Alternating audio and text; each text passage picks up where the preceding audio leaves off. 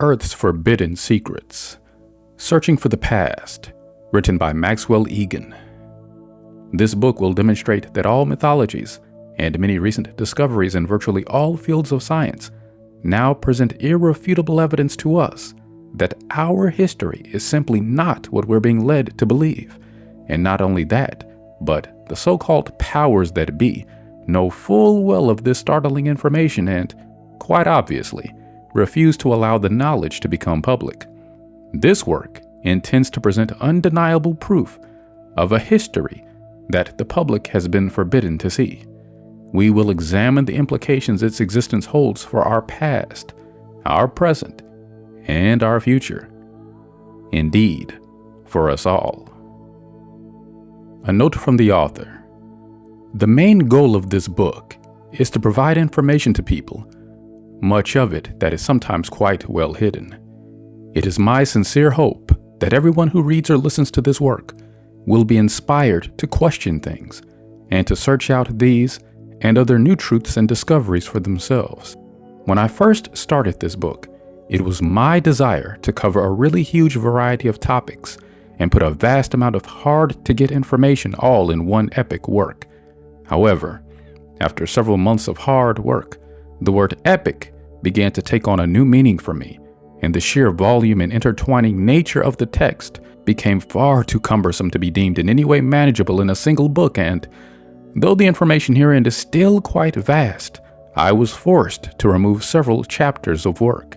Due to the detailed nature of the topics I sacrificed in this slicing process, it is more than likely that each sliced chapter will now be further divided into smaller portions, before then being expanded upon into a number of separate volumes to be released at later dates.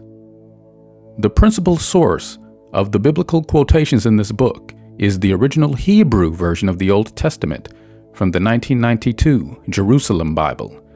This is because when all is said and done, all of the versions of the texts are simply the translations and interpretations of various individuals, and ultimately, it is what is written in the original Hebrew version that really counts. All English biblical quotes are taken from the King James Version. A full bibliography of other sources is also provided at the close of the book. I do not ask or expect anyone to blindly believe what is written within the pages of this book without investigating all the evidence for themselves, and I very much urge you to do so. In the meantime, however, I hope you find this book informative and enjoyable, and I thank you in advance for taking this time to listen. Remember, the truth is always out there somewhere, and sometimes right in front of us too, if we would only notice. Max Igan. If you are thinking 1 year ahead, plant seeds. If you are thinking 10 years ahead, plant a tree. If you are thinking 100 years ahead, educate the people.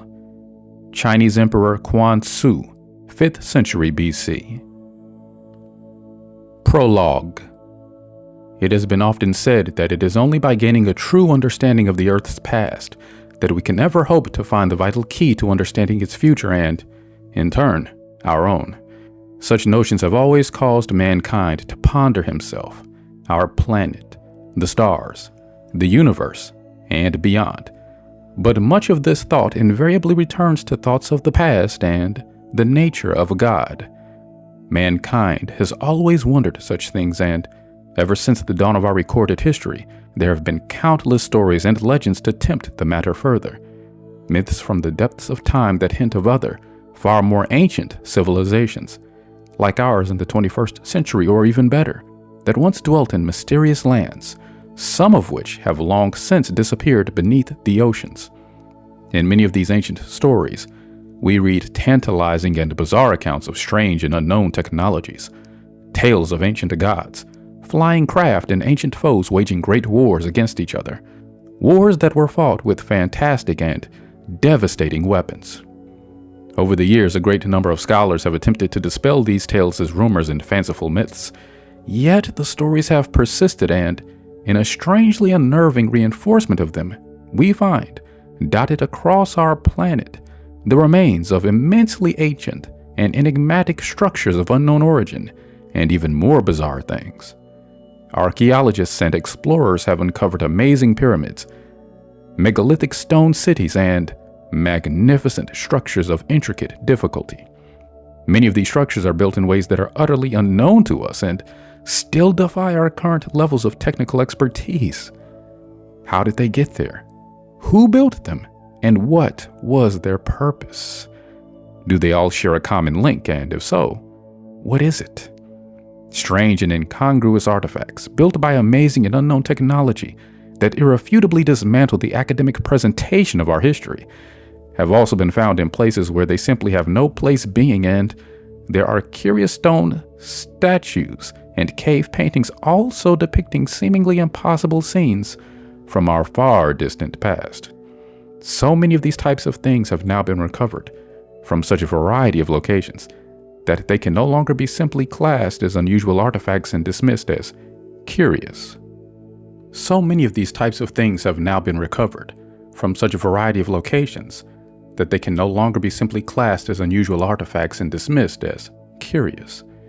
In recent years, there have been a veritable storm of writers, almost reaching saturation point, warning of dire times to come, global war, massive earth changes, Armageddon, the fulfillment of dark prophecies, and a doom that has long been foretold that will soon descend upon our world. Let's face it, it has always been easy to sell doomsday. It has been done ever since man has lived within organized communities, and there is always someone who is willing to listen. But is there any tangible evidence for these claims, and what form does it take? In recent years, startling new discoveries have been made, and fresh evidence has been unearthed that may help us to answer many of these and other, even more profound riddles, and perhaps shed the light that has been sorely needed to illuminate many other theories. Evidence that may at last force us to readjust our mindset and radically rethink the way we have viewed the Earth, our history, and, ultimately, our future. The information is as important to mankind as it is urgent, but, in an almost unfathomable act of irresponsibility, it is still, for the most part, being ignored by governments and academics all over the world. The arguments and conclusions contained in this work are the accumulated result of over 25 years of investigation and personal research. Many of the arguments presented here are not new, but new discoveries, however small, can at times reveal a new importance and add a new and significant relevance to old theories. Plus, in order to see the larger picture, the many smaller pieces of the puzzle must first be put into order. One of the purposes of this work is to demonstrate that there is abundant evidence, much of it in full view, that proves beyond a doubt that there existed an advanced civilization on this planet in ancient times, the traces of which can be found everywhere. There are even tantalizing hints of even more, something that they may have left behind to help us decipher the celestial information they deemed so important. 90% of all wars that have been fought in the last 2,000 years have been waged over religion, yet all religions ultimately stem from the same source. It has been said that if all of mankind were truly educated in the singular source of all religions, and in the true nature of our world and man's relation to it, there could never be wars fought over doctrines described in books. The ancients, we shall see, had no religion as such, but instead had what could be described as a deeper knowledge of reality, a science and religion that were both integrally combined into a way of life. Education is mankind's greatest natural resource. Only through total education can mankind truly ensure a balanced and harmonious future, and, in a world such as ours, education should be free and mandatory. With proper and open education, everything else falls into place. The scholastic institutions, which we have established for ourselves, are highly detrimental to the pursuit of true learning and the current distribution of selected knowledge, based on the economic ability of the individual, can ultimately only lead to a breakdown of our society such as we are now beginning to witness on our streets. Education is always one of the lowest expenditures on the budget of any given nation. Education and knowledge should not be the property of an elitist club, greedily hoarding its wealth, but a free and open establishment designed for the benefit and progress of the whole of mankind. Part 1. Evidence. Those who do not remember the past are condemned to repeat it. George Santayana. Chapter 1. Enigma and Conspiracy. To see the future, you must look backwards. The Book of Isaiah. The beginnings, both of earth and of man, are a complete mystery. The theories concerning our beginnings that we have been presented with by both academics, who talk of evolution and gradualism, and by theologians who claim creation, are each fraught with a myriad of inconsistencies and contradictions. In reality, the true histories of both man and of our planet are still an enormous riddle. It would seem that all anthropological, archaeological, and now even genetic evidence says that modern man simply does not belong here. The question was posed by scholar Zechariah Sitchin in this manner. If life indeed began through a series of spontaneous and random chemical events, as evolution and science has so far surmised, then why is it that all life on Earth stems from a single source and not from a myriad of different sources that each were arrived at by chance? And most importantly, why does life on Earth contain so few of the chemical elements that can be found in abundance on the Earth, yet so many others that are celestial elements and rare to our planet? Could it be possible that the seed of life did not actually evolve on the Earth, but came here from somewhere else? We have gained some insight into the very first stages of our solar system and our home planet, how it was first formed from the gases, elements, and primordial stuff of the universe, gradually cooling into a solid sphere, and how the elements then reacted and combined until somehow the spark of life was born. But from then on, it becomes a little hazy. Embracing evolution, scholars have taught us that all life on Earth first came from the sea, gradually finding limbs and crawling its way onto land, where it slowly evolved to form new creatures and eventually birds, animals, and all other life. We are taught that, in ancient times, well before the dawn of man, strange prehistoric beasts of huge proportions ruled the Earth, enormous cold-blooded reptilian creatures, which we have named dinosaurs, meaning terrible lizard. It is believed they first appeared around 193 million years ago and reigned supreme until most were wiped out some 65 million years ago in the shattering impact of a meteorite or comet fragment in the vicinity of the Gulf of Mexico. The event caused mass extinctions among many species by covering the entire globe with a cloud of dust and debris, plunging the planet into a nuclear winter and a devastating ice age. But, almost miraculously, small pockets of the prehistoric creatures somehow withstood the ravages of cold, survived the ice age, and continued to evolve. Then there is a kind of gray area, during which the first man evolved from apes and began life in caves some 2 to 3 million years ago. During that time, primitive man is said to have evolved from primates through to Australopithecus, Homo habilis, Homo erectus, then Neanderthal species, which eventually declined to be replaced by Cro-Magnon, a species that was very similar to modern man that seemed to appear from nowhere. Then eventually, Cro-Magnon was itself replaced when the first species of Homo sapiens was born about 250,000 years ago. Homo sapiens sapiens, or modern man, is said to first have appeared about 40,000 years ago, at which point it's not considered to be too gray anymore, and we're told that man's history then becomes a relatively straightforward affair. Over time, man stopped dwelling in caves, learned to become hunters and gatherers, formed villages to live within organized communities, and slowly progressed to civilization about 6,000 years ago, eventually learning to sail and travel, and finally culminating in our current civilization and advanced level of technology. We are therefore in the 21st century at the very cutting edge and peak of man's technological achievement so far.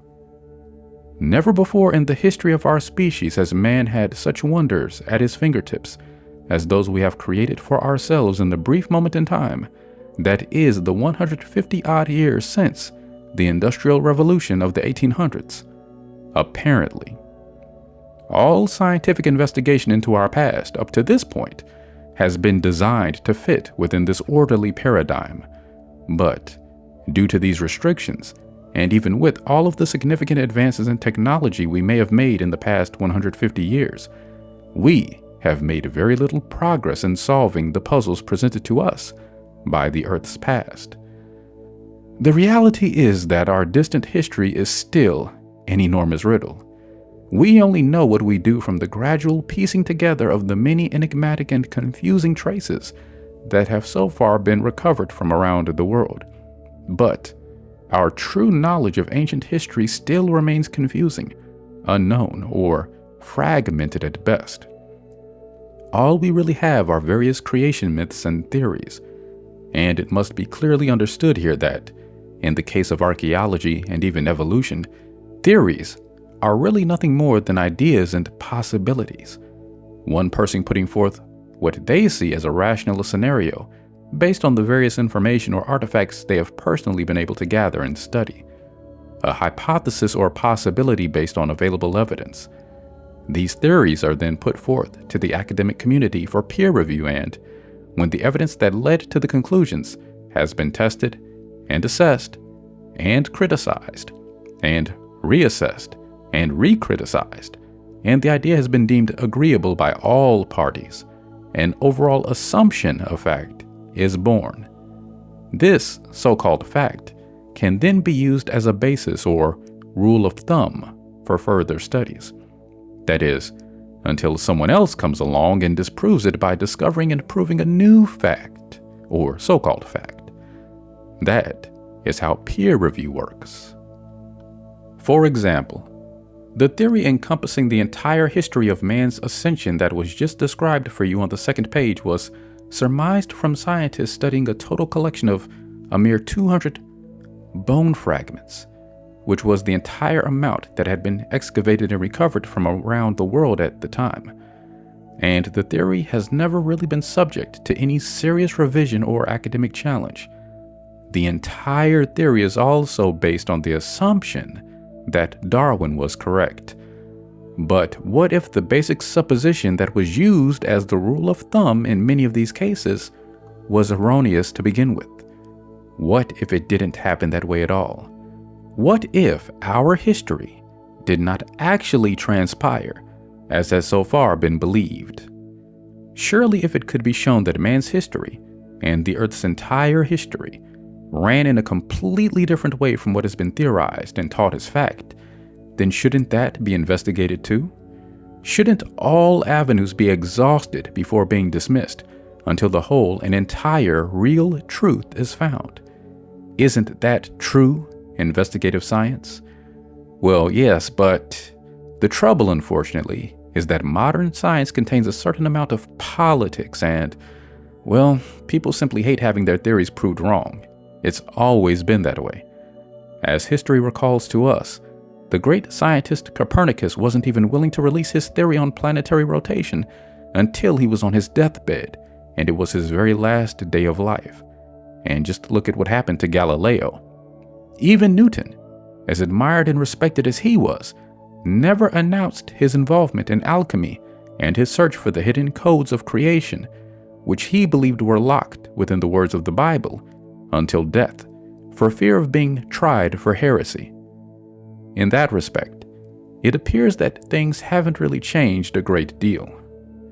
If the truth be known, and in stark contrast to the currently accepted view of history we are presented with by academia, there are certain, quite numerous, telltale signs on our planet and in our solar system that suggest a very different course of events from the orthodox tenet, and there are also other more esoteric signs that can be found around the world. evidence that has been left by our ancestors, clearly suggesting that they possessed a very extensive and extraordinarily detailed knowledge of these events and of the behavior and workings of our planet and solar system. There is also evidence that they based entire cultures on these celestial events and believed them to be moments of incredible significance for mankind and for the Earth. And there are also tantalizing hints of a long-forgotten method to decipher these earthly and celestial signs, if we could but find a way to read and understand them. I understand, of course, that most people who disagree with the theories of Charles Darwin are almost automatically labeled as creationists, but I assure you that this is by no means the case.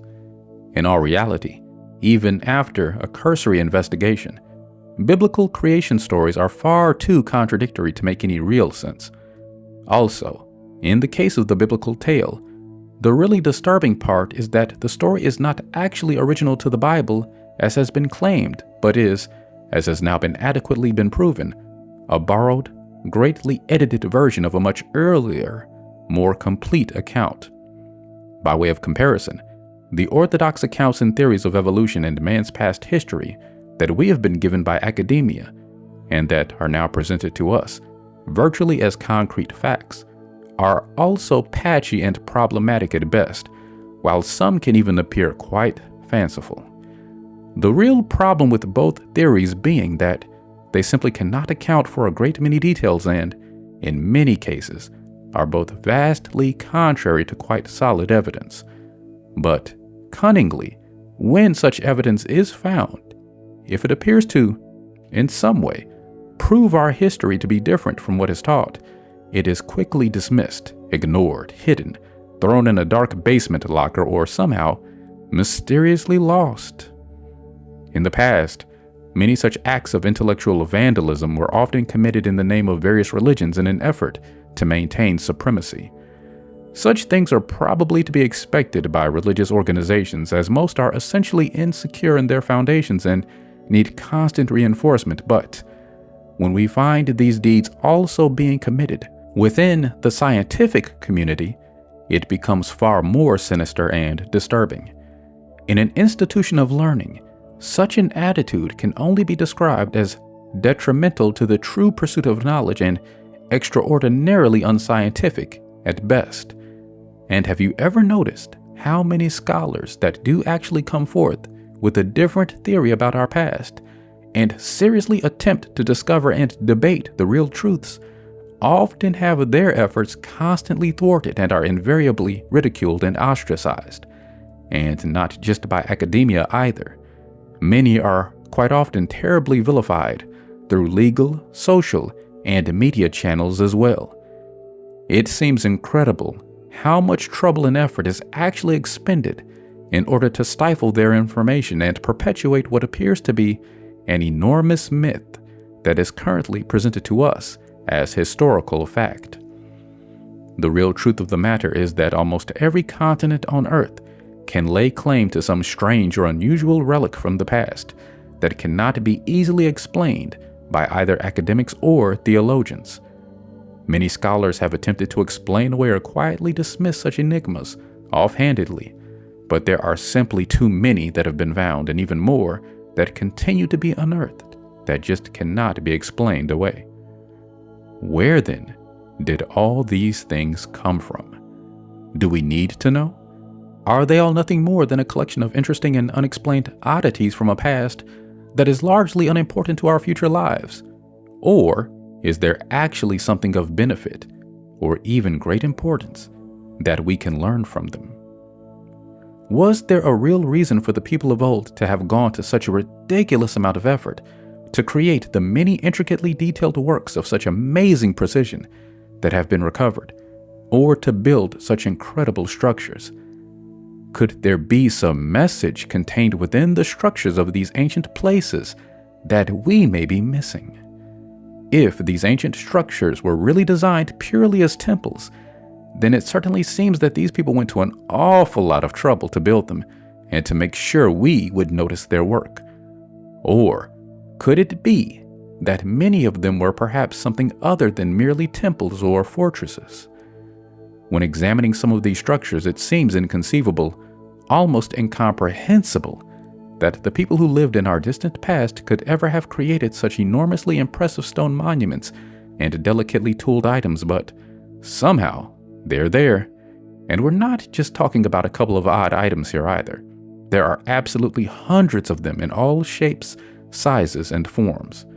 Ancient monuments, sunken ruins, incredible pyramids, strange and out-of-place artifacts of a scientific or mechanical nature, and even stranger things still, in almost all countries, right across the entire expanse of our globe. Thankfully, in recent years, a number of very reputable scientists, mathematicians, and archaeologists have begun to realize that things are not what they have seemed and are beginning to explore some of the more radical possibilities of man's beginnings that evidence has suggested. In this time, several new fields of study have also opened up within the science community. One of the most intriguing of these fields must surely be the study of ooparts, or out-of-place artifacts, although the study of these ooparts can present a good deal more questions than it can answers. Before the study of ooparts was recognized as a genuine, though still highly criticized field of study, such items were usually considered merely as curious or archaeological oddities. An out-of-sight, out-of-mind approach was invariably adopted towards any such artifacts, and they were quickly locked away or, in acts of gross irresponsibility, dumped at sea before anyone noticed, so as to not rock the archaeological, anthropological, or historical boat, so to speak. Many such artifacts are rumored to have been dumped off the coast of America by the Smithsonian Institute. After all, who wants to rewrite all those history books? So much work, right? Such out-of-place artifacts were usually deemed painful or time-wasting because they invariably provide evidence that is contrary to the orthodox tenet presented to us, and they raise far too many questions for the closed-minded. They can be the most intriguing questions, too. All of these artifacts ultimately question our past, as they simply don't belong where they were found, and definitely don't fit in within what we know to be man's history. Yet, here they are, right before our eyes. For example, how could ancient jewelry bear evidence of electroplating? How could a stone slab instead of earplugs from the Aztec era bear the signs of being machine cut at a time when there were supposed to be no machines? How can there be ancient maps that accurately show the Antarctic coast and continent, free from ice, hundreds of years before it was even discovered? How could a lump of coal have a delicate gold chain trapped inside? How can there be numerous signs on Earth that suggest ancient atomic or nuclear warfare? How can ancient Indian texts contain scores of pages of complicated flight manuals? How can modern human fossils exist? How could people in ancient times have moved 800-ton blocks of stone? How could the Mayans have built up those gap-free megalithic fortresses? How could a 500,000-year fossil-encrusted geode contain a spark plug within it? And how can there be a computer code or algorithm encoded into the text of the Bible? And that's just a few of the examples. There are literally dozens more. In the ensuing investigations of such enigmatic riddles and artifacts, there have been many amazing and sometimes downright outrageous statements made by people in numerous publications throughout the world. So many that it becomes difficult to distinguish truth from fiction. Theories have been put forth concerning vast armies of slaves, teams of craftsmen devoting their entire lives to the completion of one small object, master stonemasons, alien intervention, beings from other dimensions, time travelers, gods from other planets. All have been suggested as possible explanations, and the list goes on. At this point, you may be asking, but why should we really care anyway? What's all the fuss about? The past is just the past, isn't it? Well, interestingly enough, such may not always be the case, because the past may also be a good indication of the future, and Notwithstanding the fact that it would just be awfully nice actually to know the truth, there are many scholars who believe that there are certain routine events which occur on Earth that concern both mankind and the planet we live on significantly. Many believe them to be events that are a normal part of our solar system's rotational mechanism and that they happen in regular and predictable orbital cycles. There is also real evidence to suggest that the people of Earth's ancient past possessed some very detailed information concerning these events. Many of them based their entire cultures, sciences, and religions on them. And there are also other more esoteric signs, enigmatic references and hints of a hidden book or code with which we may be able to unlock these mysteries of our past and future. At face value, it seems significant that those people who inhabited our far distant past quite obviously considered a detailed understanding of these celestial events to be far more noteworthy and important than any other religious knowledge, science, or indeed anything else at all. They considered the information to be so important that they appear to have based their entire civilizations upon it. The question is, why? Why such an extraordinary preoccupation with astronomy and the zodiac? What for? What kind of information could they glean from such a constant and accurate scrutiny of the heavens that they deemed so important that it would account for the meticulous degree of perfection insisted on in aligning their structures? How on earth did they acquire such extraordinarily sophisticated knowledge to begin with? From whom or where could they possibly have acquired such information? Much of it is data that would probably be extremely useful to us today, yet we have learned only a fraction of it, and we are still searching through ancient myths and modern sciences, trying to comprehend fully that which we have so far managed to gather. Most people think of the zodiac as names for nice patterns in the sky, or a report they read in a daily newspaper, but the zodiac is actually an incredibly complex celestial mechanism. It must be understood clearly that just the ancient knowledge of its existence is astounding because even a basic understanding of the phenomenon of precession of the zodiac requires some very advanced scientific knowledge to obtain. It does not happen from someone merely observing the stars, even if they were to spend their entire life doing so. Yet we ourselves obtained our knowledge of precession and the cycles of the zodiac from the ancients, not through discovering it of our own accord. Even when the earth was still believed to be flat, man had knowledge of the zodiac and precession of the equinoxes. Precession is the result of a slow axial wobble which the earth maintains as it travels around the sun. So how could that possibly be? This fact alone presents substantial evidence that our history may not really be what it seems. And if our history really is substantially different from what has been presented to us, and may truly hold significant information in regard to our future, as the evidence seems to suggest, then why is the real information being withheld from the general public? It is one of the intentions of this book to examine many of these subjects and the urgent significance it holds for us all.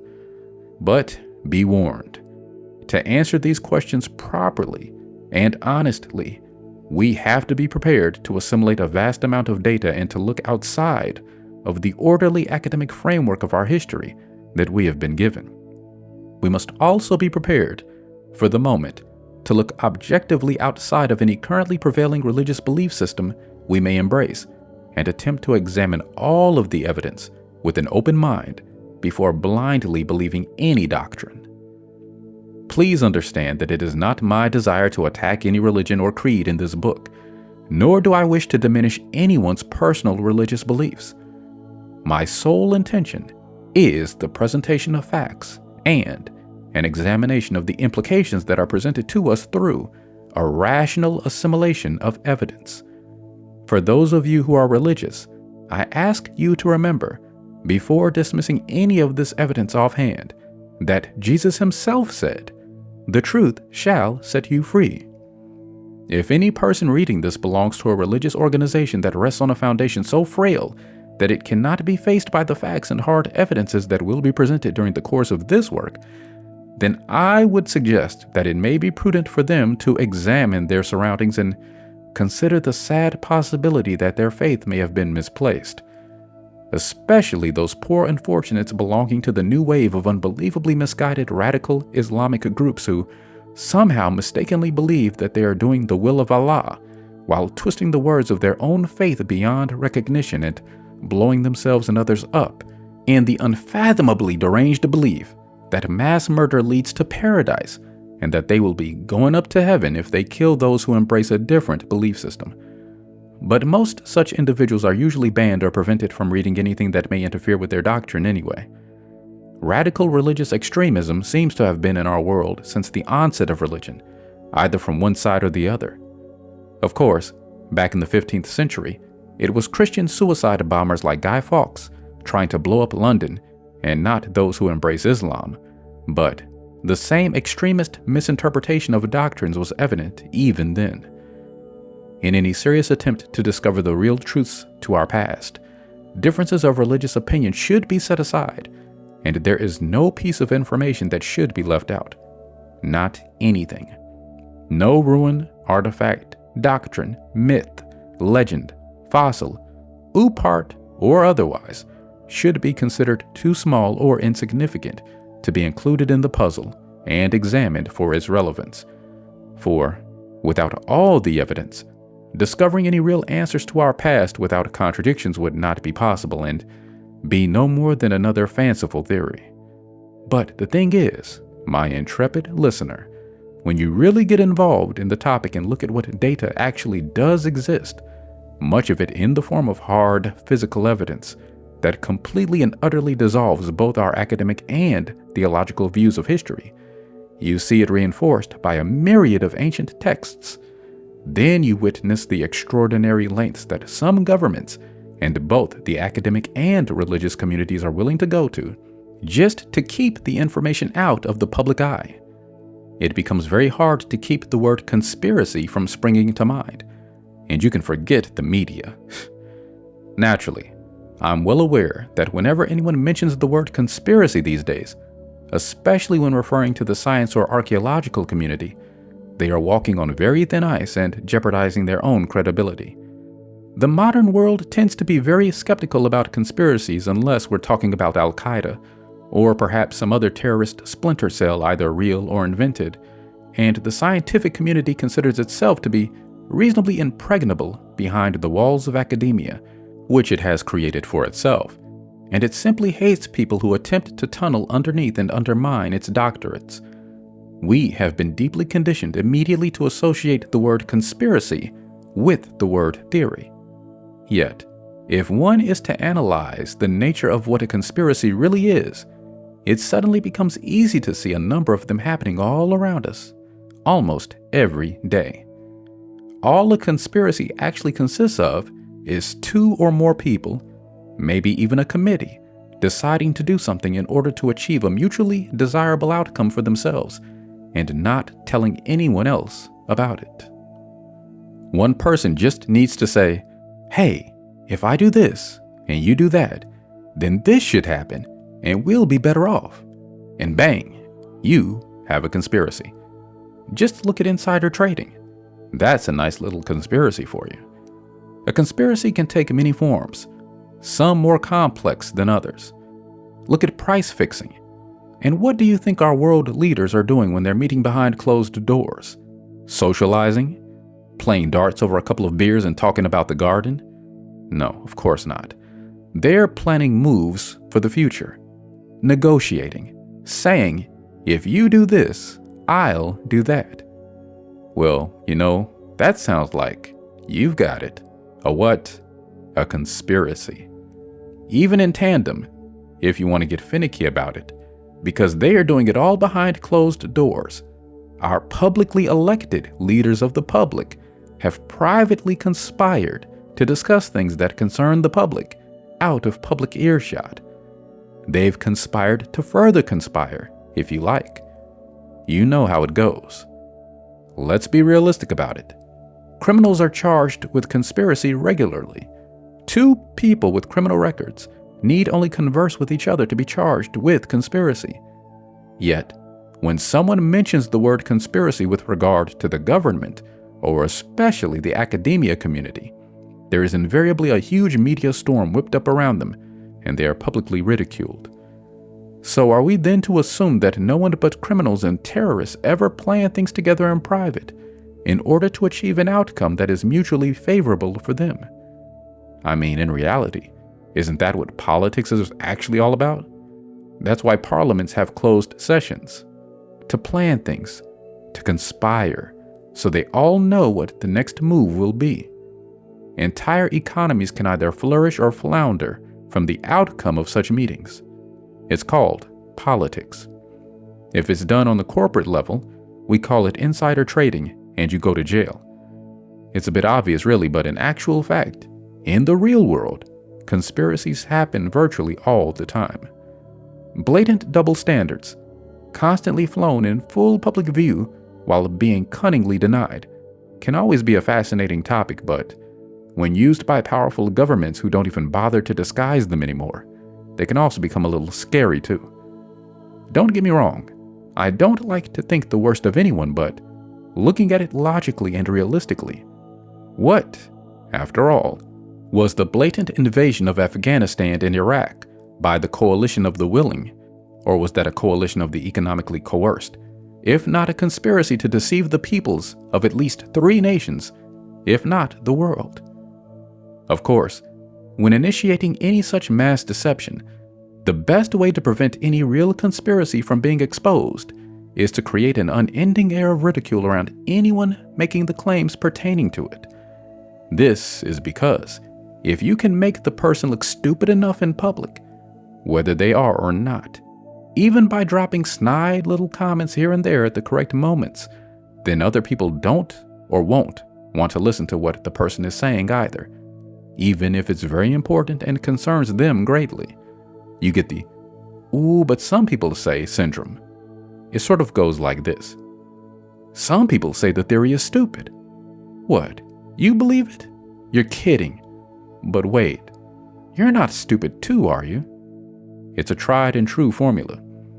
No one wants to feel that they might be thought of as stupid or weird, now do they? Politicians and media tend to use this method frequently, while the Fox or Fix news network seems to have refined it down to an art form. They do it to promote the party line, but always seem to neglect to mention who these some people actually are. Of course, due to cunning media portrayals, to make an actual conspiracy appear virtually non-existent to the public, you just have to put the word theory in the same sentence, or even just publicly call it a conspiracy claim. The public subconscious will automatically associate it with the word theory and view the person making the claim as a conspiracy theorist. Then everyone will start thinking of the X-Files, UFOs, and the lunatic fringe, and it will all go away. Planting this type of seed in someone's mind is perfect for eliminating free and independent thought. As was once pointed out in an enormously witty and typically humorous article by the extraordinarily prolific composer of music, Frank Zappa, many people, when faced with something that may require serious thought or opinion, or perhaps may require them to think outside of what is the accepted norm, seem willingly to lower their socio-intellectual profile and undergo this strange kind of self-inflicted, homemade mental nose job almost every day in order to maintain their status as one of the guys. As he pointed out, many modern people treat intelligence as some kind of hideous deformity, and in order to cosmetize it, they willingly lower their perceived IQ level in order to be able to converse about insignificant drivel with their peers. Let's face it, it's no good to appear too intelligent, because no one wants to hang around with someone who is smarter or possibly more informed than they are. Now do they? This is simply not fun. Perhaps you remember the story of The Emperor's New Clothes by Hans Christian Andersen. The tale relates how the king had employed an expensive and gifted tailor for the task of making his new outfit. The king's ego was enormous, and he paid the tailor a vast amount of gold to make him a suit that would be the most splendid in all the land. Yet when the clothes were finished, the king was positive that he actually had none on.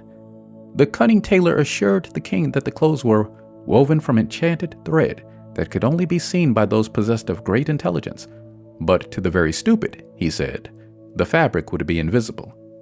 All the members of his court at once assured the king that the fabrics he had donned were the finest ever, and his new clothes were absolutely superb and magnificent.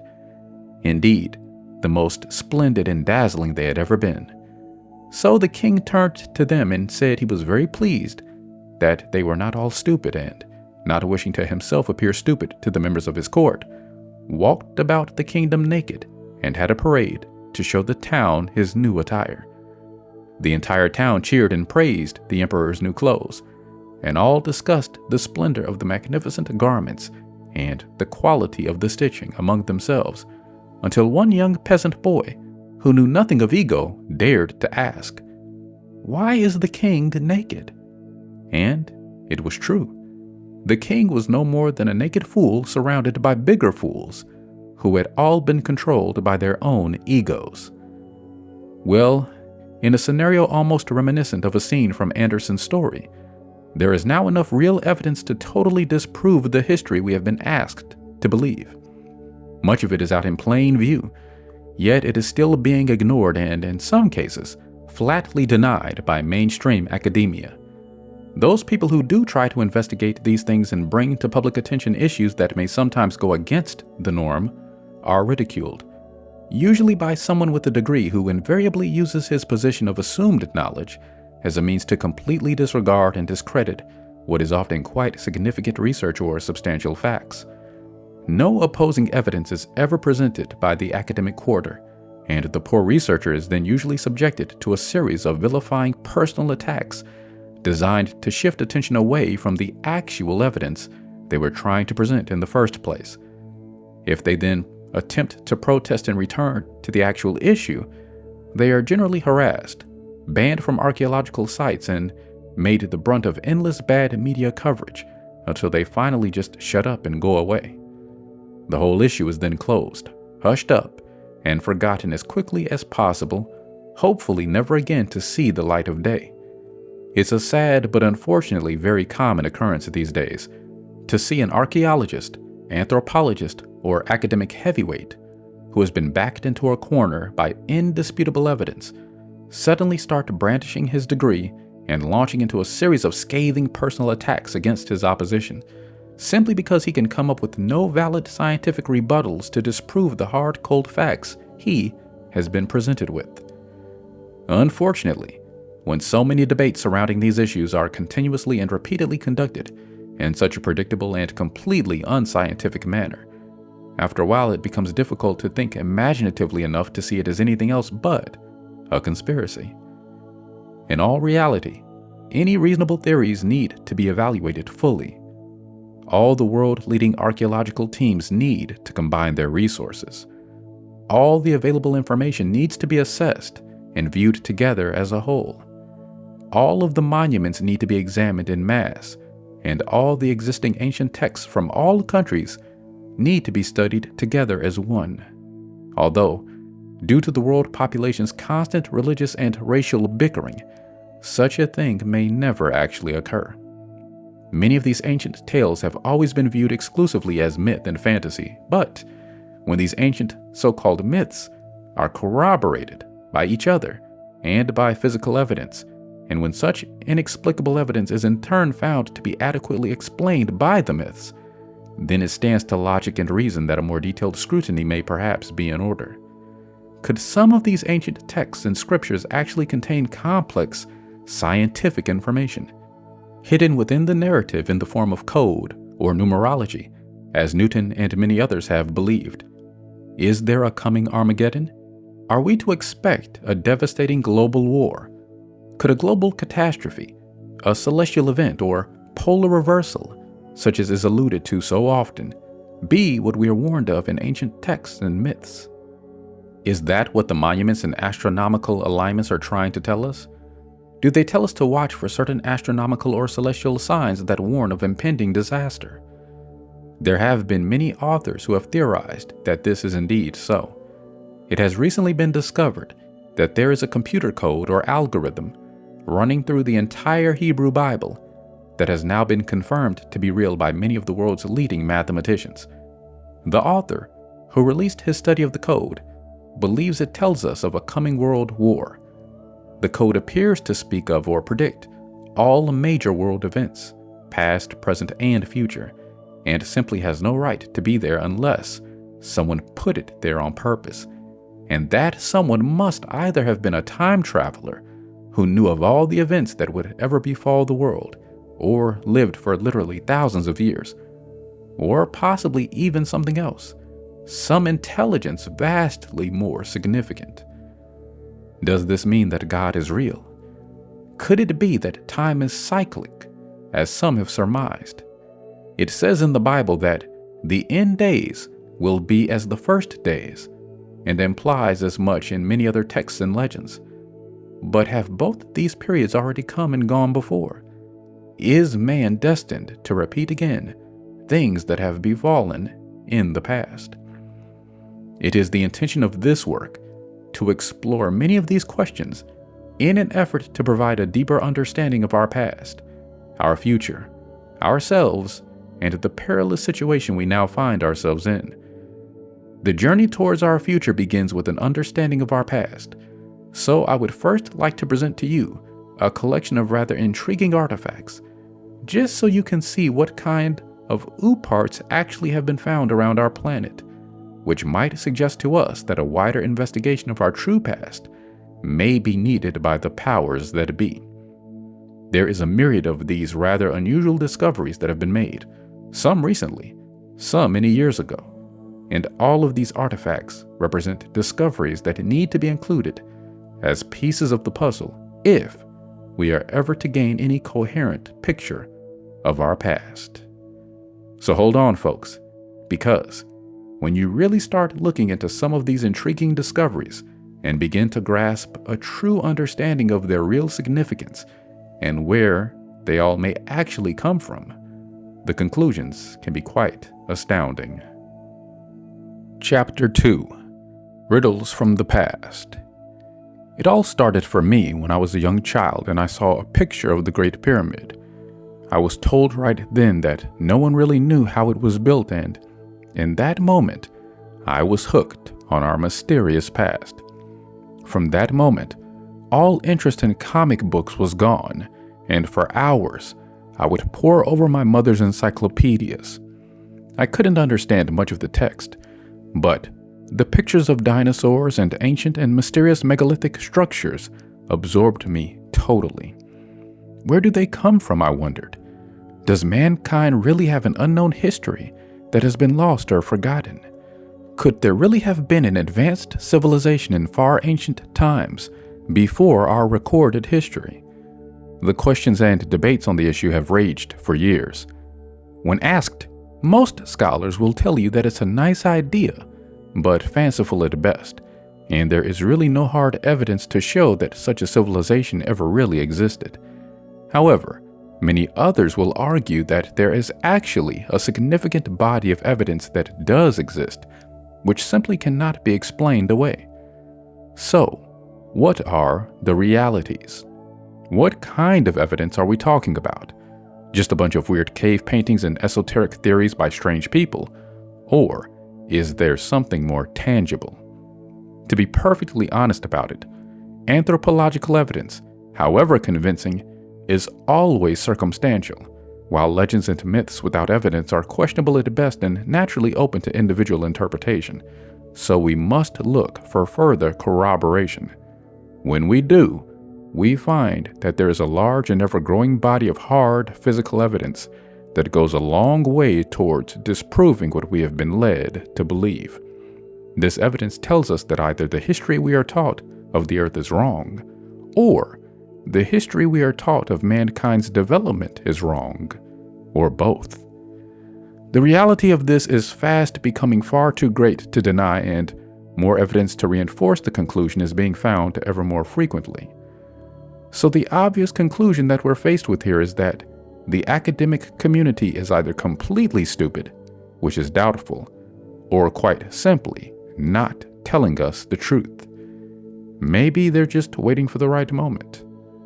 But before we try to find where the answers to our puzzle may lie, let's investigate what kind of body of evidence for an ancient civilization of advanced technology actually does exist, what form it takes, and whether we are presented with anything that truly cannot be explained.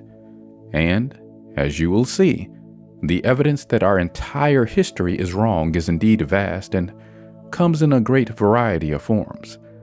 But to start with, we can examine some of the tantalizing parts mentioned in the previous chapter, and, according to our orthodox history, these objects really are extremely out of place. A word must also be said here on the methods used to date many of these artifacts. In objects that contain organic material, the radiocarbon dating method was used. Other inorganic objects were dated by dating the rock strata they were found in and other standard geological methods. Both of these dating techniques are subject to variation dependent on past events that may have occurred at the sites being dated, and this will be discussed later, but for now, consider some of these enigmas. Figure 1. The Piri-Reis map of 1513.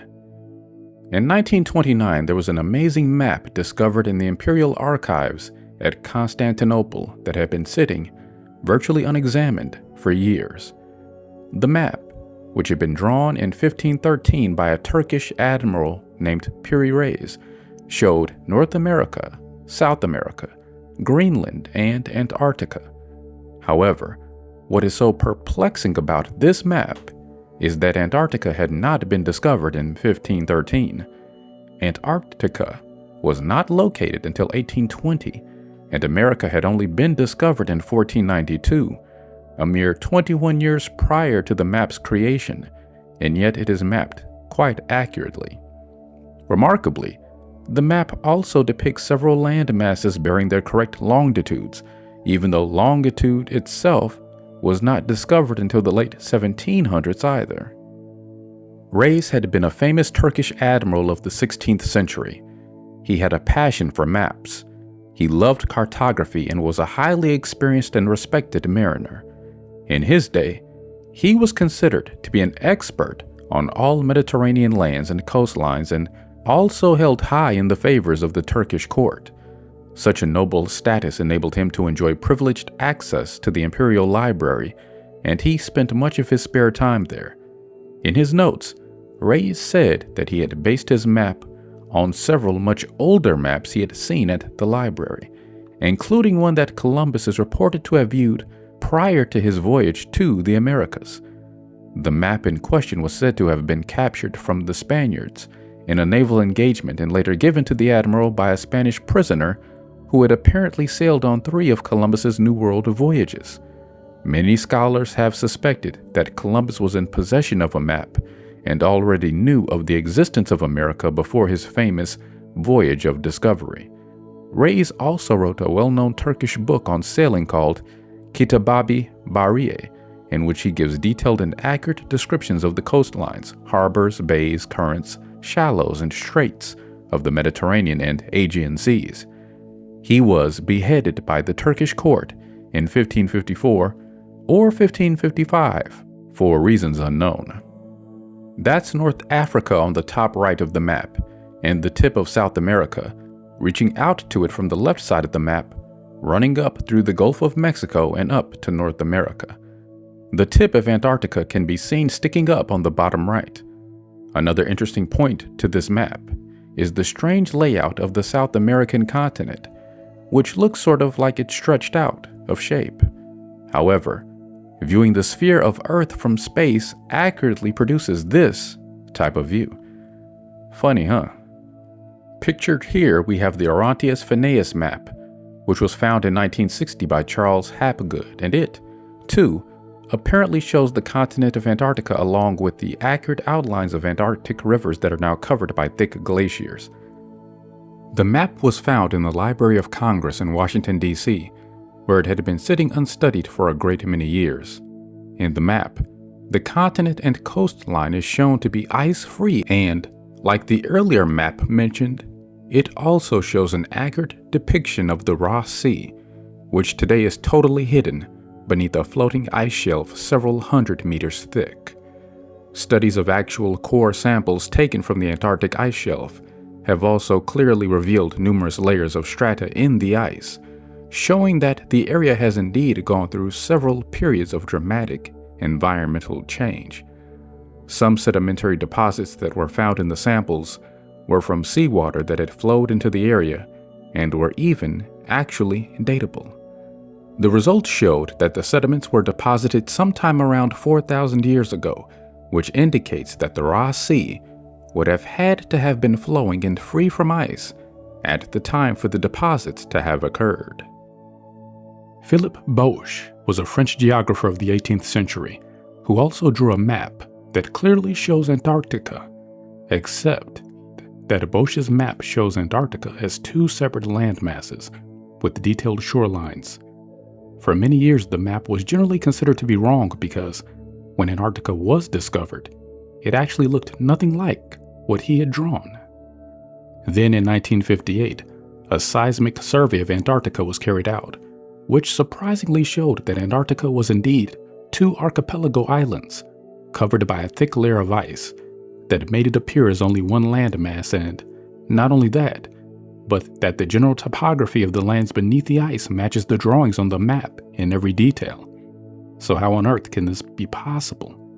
This map means that Boche was in possession of a correct map showing Antarctica 100 years before it was discovered, and not only that, but without any ice on it. Antarctica has not been in an ice-free condition for a minimum of at least 10,000 years, and many scientists believe that the period of time to be more like several million years. Franco Roselli was a renowned Florentine cartographer of the 15th century who created a relatively small but richly illustrated copperplate engraving, hand-colored on vellum, measuring just 6 by 11 inches. The piece is now kept in the National Maritime Museum in Greenwich.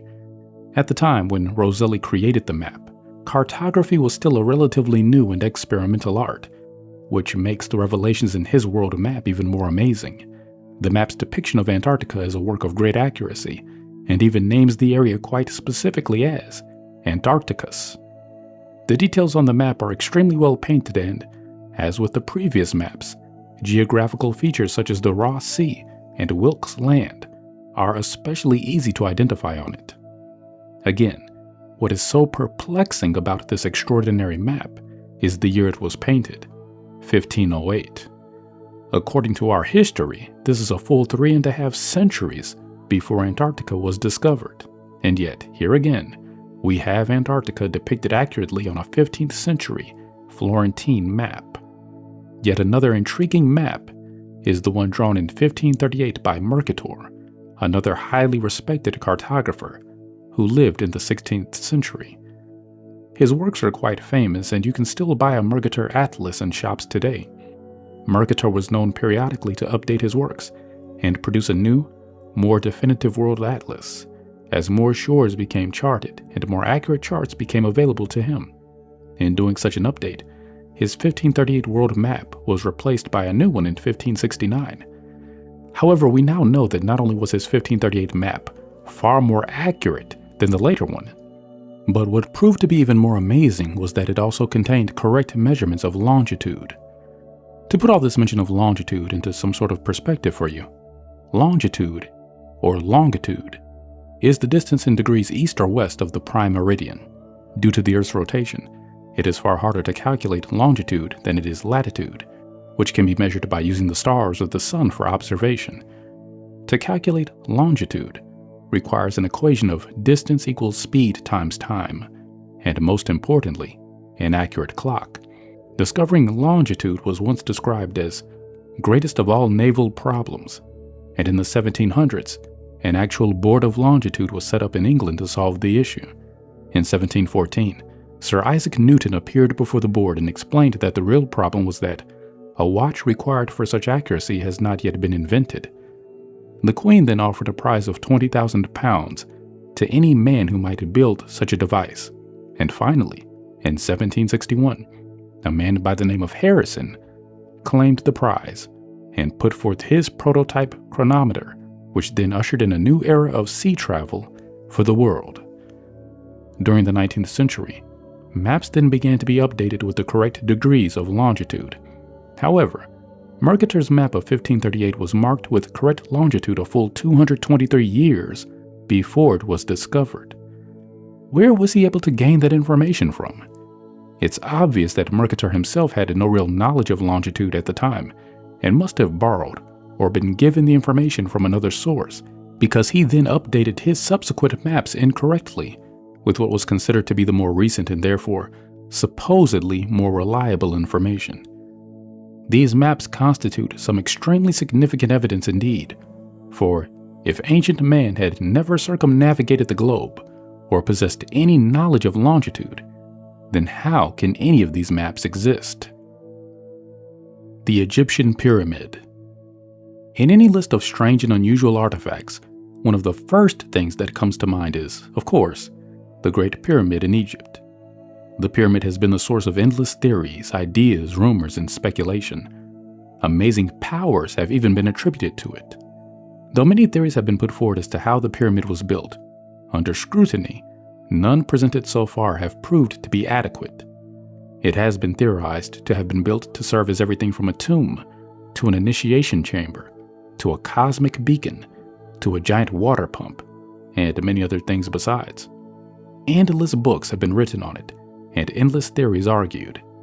Indeed, the entire Giza Valley complex is quite remarkable, and there are many mysteries surrounding the entire necropolis, its uses and construction. The complex is so remarkable that an entire chapter is dedicated to it later in this work. That would be Chapter 4 of Valley of Kings. Aztec Earplugs? The Aztec culture, as with many other past cultures of the Mesoamerican region, had a love for obsidian. It was used mainly for objects of a sacrificial or ritualistic nature, and is a reasonably common find at many South American sites. In case you're unfamiliar with it, obsidian is very brittle, black volcanic glass, and is very difficult to carve or work with. However, sometime during the past, an unknown Aztec craftsman is believed to have made these wonderful and rather unusual little items, which are thought to be earplugs. See Figure 6 on the screen here now. Yes, that's right, earplugs. And we are asked to believe that they were made by using the typical Aztec tools of the time, such as bamboo drills, stone chisels, and fine sand as an abrasive agent. This can only be seen as an incredibly unfathomable conclusion, because these items are polished to a constant thickness of less than 1 millimeter throughout. They are perfectly circular, completely symmetrical, and are both exactly the same size. Now just think about that for a moment, and remember that we're talking about earplugs here. These things are really, really small, as I'm sure you will realize if you consider the size of an actual ear canal. Plus, they have been made to an incredible degree of precision from obsidian. Just notice the accuracy of the small flanges protruding from the ends of the items. It is very difficult to imagine someone making these from brittle obsidian by using primitive hand tools. However, the most fascinating and interesting thing about these artifacts is that, under close scrutiny, the unmistakable signs of machining are actually quite clearly visible on the surfaces, making the idea that they were handmade even more difficult to deal with. In June 1851, Scientific American reprinted a report that had first appeared in the Boston Transcript about a metallic vase that had been discovered by miners. The vase was found in 2 parts among rubble that had been dynamited out of solid sedimentary rock in Dorchester, Massachusetts. The strange thing, though, is that it came from about 15 feet below the surface and was deeply embedded inside the rock. This indicates that it had been there for an extremely long time. The bell-shaped vase measures 4.5 inches high and 6.5 inches at its base, and consists of a zinc and silver alloy, while the sides are decorated with designs of flowers and bouquet arrangements, all inlaid with pure silver. The rock, out of which the vase came from, is estimated at about 100,000 years old. How did this vase come to be solidly embedded within 15 feet of solid sedimentary rock? The lost necklace. It's a well-known fact that coal is formed over thousands of years from fallen timber, that has been charred and undergone immense pressure for many years beneath many tons of earth. A lump of coal, therefore, by the simple nature of its own creation, is very ancient stuff. There is no such thing as new coal. Yet, one morning in June of 1891, a Mrs. S.W. Culp of Morrisonville, Illinois, was fragmenting coal into smaller pieces for her kitchen stove when she noticed that one of the lumps she had broken apart had a chain necklace stuck in it. The chain measured about 10 inches long and was later found to be made of 8-karat gold. Unfortunately, no photograph exists of the necklace, and its whereabouts are presently unknown. However, the actual event is quite well documented. As accounted by the Morrisonville Times of June 11, 1891, investigators concluded that the chain, which was described as being of antique and quaint workmanship, had not simply been accidentally dropped in with the coal by a worker, since an examination of the item clearly displayed some hard fragments of the coal that still clung on to the links of the chain, while the part of the coal that had broken apart also still bore the distinct impression of where the chain had been encased in it. The reporter of the day described it in this way. Mrs. Culp thought the chain had been dropped accidentally in the coal, but as she undertook to lift the chain up, the idea of its having been recently dropped was shown to be fallacious, for as the lump of coal broke, it separated almost in the middle, and the circular position of the chain placed the two ends near to each other, and as the lump separated, the middle of the chain became loosened, while each end remained fastened to the coal. How did a finely wrought gold chain come to be firmly encased in a lump of coal, an object whose very existence requires it to be many thousands of years old? Obviously, the chain wasn't lost too recently. The Pumapunka Stones. There is a most interesting thing that can be found in the Pumapunka complex near Tiahuanaco.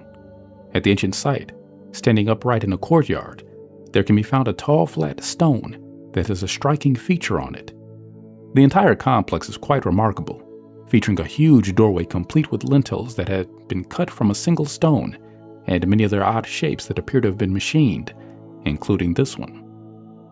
The remarkable thing about this ancient slab is that it has a perfect cut or groove approximately 1 centimeter wide running down its entire length, while inside the groove there is a set of equidistant holes that appear to have been drilled into it.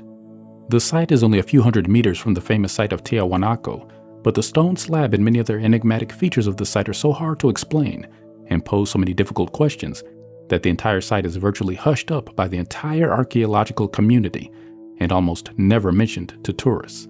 The consistent accuracy of the groove and the holes within it cannot possibly have been achieved with any known types of hand tools. It would appear that the only satisfactory explanation is that it was done by a machine or possibly by molding. For your consideration, photos of the slab and these distinct features are now shown on the screen.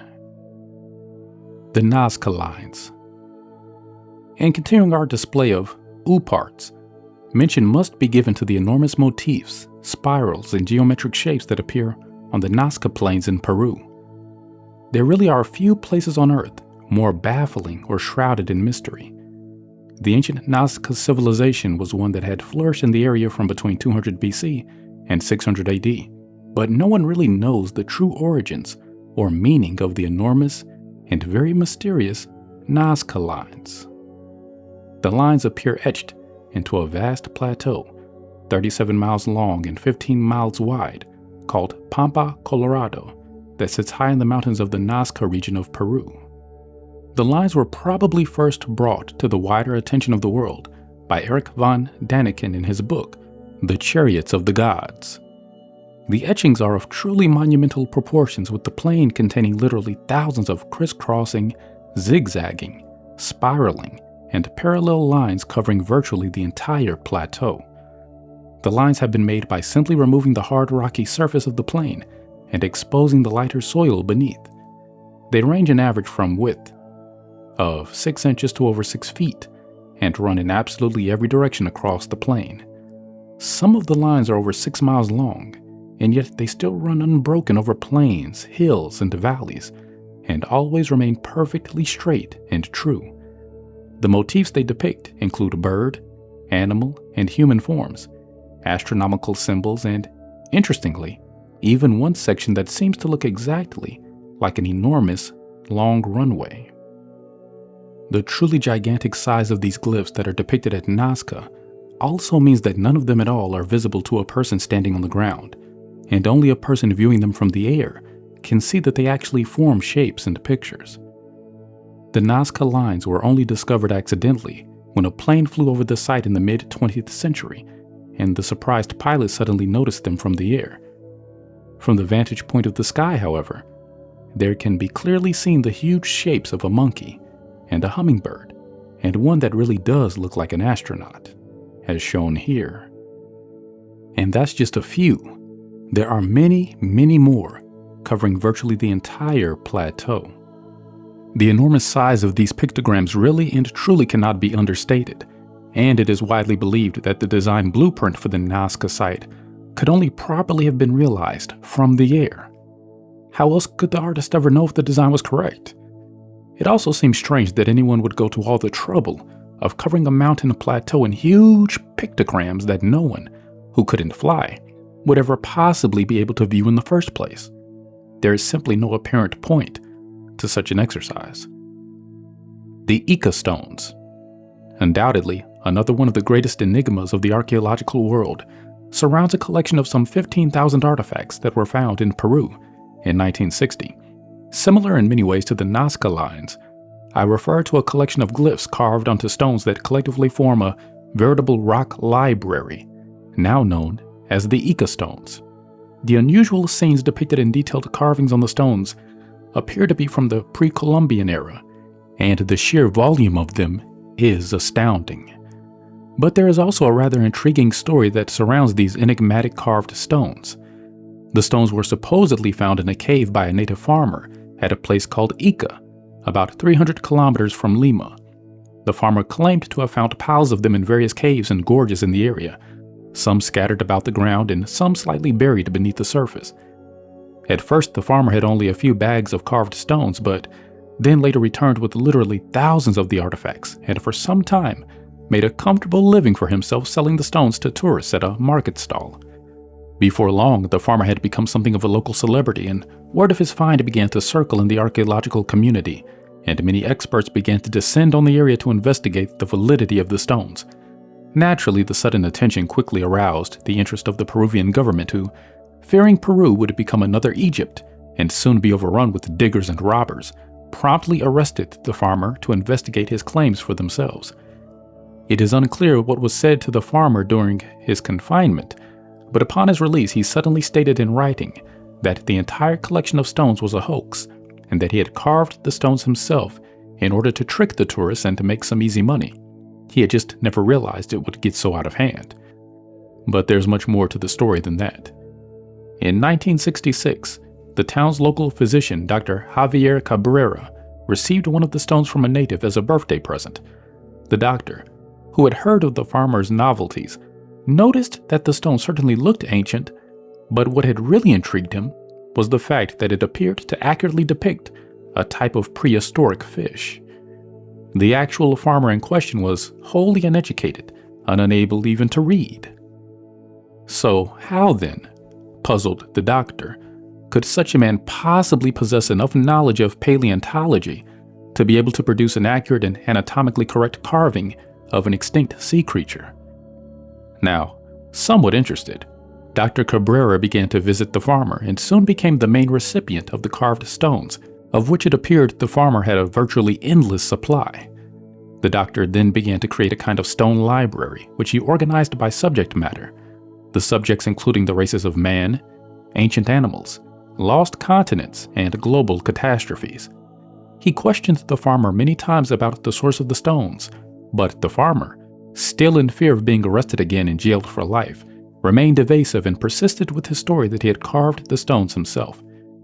It must also be understood here that removing or selling ancient artifacts carries a heavy penalty under international law, a fact which could help to explain the farmer's sudden change of attitude when he was arrested. The farmer produced more of the stones for sale every week, and after purchasing a few thousand of them, Dr. Cabrera began to feel as though he had indeed fallen prey to the farmer, and that the man had actually created the thousands of carved stones himself. So he then began pressing the man on the method he had used to carve them, but Again, the man continued to remain evasive and kept refusing to discuss even the method he had used to carve them with the doctor. Eventually, Dr. Cabrera reasoned that logically, because of the enormous volume of stones in the collection, if the farmer had indeed carved all the stones himself, he would have had to have carved the first stone when he was 2 years old, and then carved one stone every day for over 40 years in order to produce the total library. It did not take much to reason that, quite obviously, such a thing was not possible. So Dr. Cabrera then set out to find out the answers about the Ica stones based on a study of the many designs depicted on them. The carved stones come in a huge variety of sizes. There are some that will fit in the palm of your hand, others about as large as a medium-sized dog, and all sizes in between. Every stone depicts an image etched into the surface of the rock in continuous lines, not scratched on by repeated lines. Geologically, they are a form of andesite, a very hard volcanic rock that varies in color from gray to black and is quite difficult to etch using hand tools. Andesite comes in various forms. Coal is also a type of andesite. Notably, the etched sections of the rocks depict a different color than the original patina that appears on the outer surface of the stone, and yet the etched grooves also reveal signs of this patina, indicating that the etching was done a very long time ago. However, patina can also be faked, and so one of the stones was also sent for testing to laboratories in Germany, who have since authenticated both the patina and the incisions of the etchings as being extremely ancient. To briefly explain the dating of a carved stone, radiocarbon dating, commonly used on such things as pottery or clay figurines, cannot be used on rock because rocks contain no organic material. However, the surface of rock has a varnish coating covering it, which is the result of bacteria and other minute organisms that adhere to it over time. Old rock will have a coating of this thick black varnish, which is known as patina, on its surface. A good strong patina takes thousands of years to darken, discolor, and eventually form a solid coating on each stone. Etching the surface of the stones naturally removes this layer of varnish. On the Ica stones, however, this layer of patina can also be found within the etched grooves, which indicates that the etching was done an extremely long time ago, at least long enough for the varnish to build up again. Many of the scenes depicted on the Ica stones are quite astonishing and seem well beyond the knowledge of an uneducated farmer from a small Peruvian village.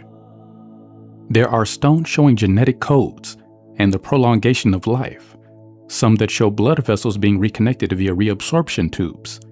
One stone depicts a cesarean section while using acupuncture as a form of anesthetic. There are many stones that clearly depict people riding on dinosaurs. See figure 17 here, and on flying reptiles. There are stones depicting natives wearing tall crowns and long robes, similar to the Incas in appearance, while performing medical procedures on patients. Some even depicting heart and brain transplants. Others show men using telescopes to view an approaching comet. There is a series of 4 stones that show the 4 hemispheres of the Earth, and studies have now shown that all of them are reasonably accurate except that one shows an extra continent. Yes, an extra continent that is no longer there. See figure 20. It's interesting that lost continents is such a constant theme in so many ancient myths, isn't it? Another very interesting stone shows a rather accurate depiction of some of the lines found on the Nazca Plains in figure 21. Even though the figures can only be viewed, remember, from the air, it's difficult to believe such an accurate carving could have been done by a village farmer. Dr. Cabrera soon reasonably concluded that it simply was not possible that the farmer had carved all the artifacts on his own. He simply did not have the time, the skills needed, or the scientific and botanical knowledge required to create the stones. After some time, and after purchasing about 11,000 of the stones, the doctor became a trusted friend of the farmer. He eventually learned that the man was only released from prison once he had agreed to present a signed confession stating that he was cheating the tourists. He had agreed to say that the stones did not come from the hills, but that he had actually carved them himself. It was either that or go to prison for the remainder of his life for selling stolen antiquities. Dr. Cabrera continued his research in an effort to interpret the maps depicted on several stones, even working with numerous geologists to obtain their expertise. Several of the stones had maps on them showing what looked like the world, only in a somewhat weird configuration. Some of the angles and land masses looked vaguely familiar, but the majority of the continents were badly warped into strange shapes, making identification difficult. However, after further study, geologists have now confirmed that, based on current computer projections, the shapes indicated on the rocks are indeed accurate for the planet Earth, as it was about 13 million years ago, that is, pre-Stone Age. Some of the carved stones even accurately show ancient star charts. And again, this poses enormous questions, for how could anyone without very recent scientific knowledge accurately know how the skies looked from the Earth, and how the Earth looked from the skies at around 13 million years ago, let alone an uneducated farmer in Peru in 1960? Some local farmers, lured by the fame of the stones, have now taken to creating and selling forgeries to unsuspecting tourists, and so stones that have recently appeared from the area are highly questionable. However, there is no denying the authenticity of the original stones. Who actually created them will probably always remain an unsolved mystery, but the graphic detail and unquestionable accuracy of the 15,000 artifacts truly poses one of the greatest enigmas and most alluring mysteries of South America. Ancient nanotechnology? Here are some very inexplicable little items. These most intriguing artifacts were found between 1991 and 1993 by a group of men prospecting for gold on the Narada River, which is located on the eastern side of the Ural Mountains in Russia. In a far cry from gold, what the prospectors found were some highly unusual and mostly spiral-shaped objects, the smallest of them measuring a minuscule 1/10,000th of an inch. At first glance, the objects appeared to be similar to tiny shells or crustaceans, but analysis proved them to be something quite different. Laboratory tests subsequently revealed that these most unusual objects are actually composed of an alloy of copper and the rare metals tungsten and molybdenum. Though what on earth they are, what they may have been used for, or what made them is an utter mystery. Further tests have calculated these objects to be between 20,000 and 318,000 years old. A 500-year-old spark plug. In another equally bizarre find in 1961, the owners of a gift shop in Olancha, California retrieved what appeared to be a normal fossil-encrusted geode while fossicking in the Costa Mountains. Much to their surprise, however, when they later cut the geode in half with a diamond saw, instead of a collection of crystals as one would expect, they found an obviously artificial object inside it. The encased object had a metal core surrounded by layers of a ceramic-like material and a hexagonal, now petrified wooden sleeve. To the surprise of all, when X-rayed, the object appeared to very closely resemble a modern-day spark plug or some other electronic component. The artifact can be seen here. The artifact shows far too many striking similarities to a modern-day spark plug to be just casually dismissed. The obvious problem here is that it was found encased inside a fossil-encrusted geode that was estimated to be around 500,000 years old. The last known person to be in possession of the intriguing Costa artifact was one of the original people who discovered it, a Mr. Wallace Lane. Lane kept the object at home with him but flatly refused to display it to anyone during his later years. It is thought that Wallace Lane has since died, and the current location of the artifact unfortunately remains unknown. Stone Age modern hand tools. Do you realize how long it takes for an object to fossilize? We are told that the process literally takes millions of years. Millions of years. Consider then that a group of workers quarrying limestone in 1786 came across an amazing artifact in an underground sand bed about 50 feet below ground level. In the layer of sand, they found the stumps of stone pillars and fragments of half-worked rock, and, after digging a little further, they discovered coins, petrified wooden hammer handles, and pieces of other petrified wooden hand tools. The sand in which the discovery was made lies beneath a layer of limestone that has been dated to be at least 300 million years old, and still more recent discoveries of petrified tools have occurred since then. There was a hammer handle found inside a 100 million year old rock near London, England. This find was especially unique because, though the exterior of the handle was petrified, the interior was discovered to contain an amount of porous coal. Now, this is very significant and quite remarkable because there is no scientific way to account for such a thing happening. To explain, the process of petrification occurs when timber or other organic objects are buried in silt. When this occurs, silicates impregnate the material and dissolve it, slowly replacing the oxygen and hydrogen, which begins the process of silification, which eventually leads to petrification. Coal, however, is formed by charred timber being greatly compressed under tons of earth. The two processes could not be more different, yet in this case each process must have occurred virtually simultaneously or in extremely short succession. As for science, scientists are unable to produce petrified timber containing porous coal through any modern methods. This also completely negates any possibility of the item being a hoax. A fossilized human handprint. We also have the amazing and thoroughly impossible discovery of a completely fossilized handprint that corresponds perfectly to an actual human hand, which was found in limestone at Glen Rose.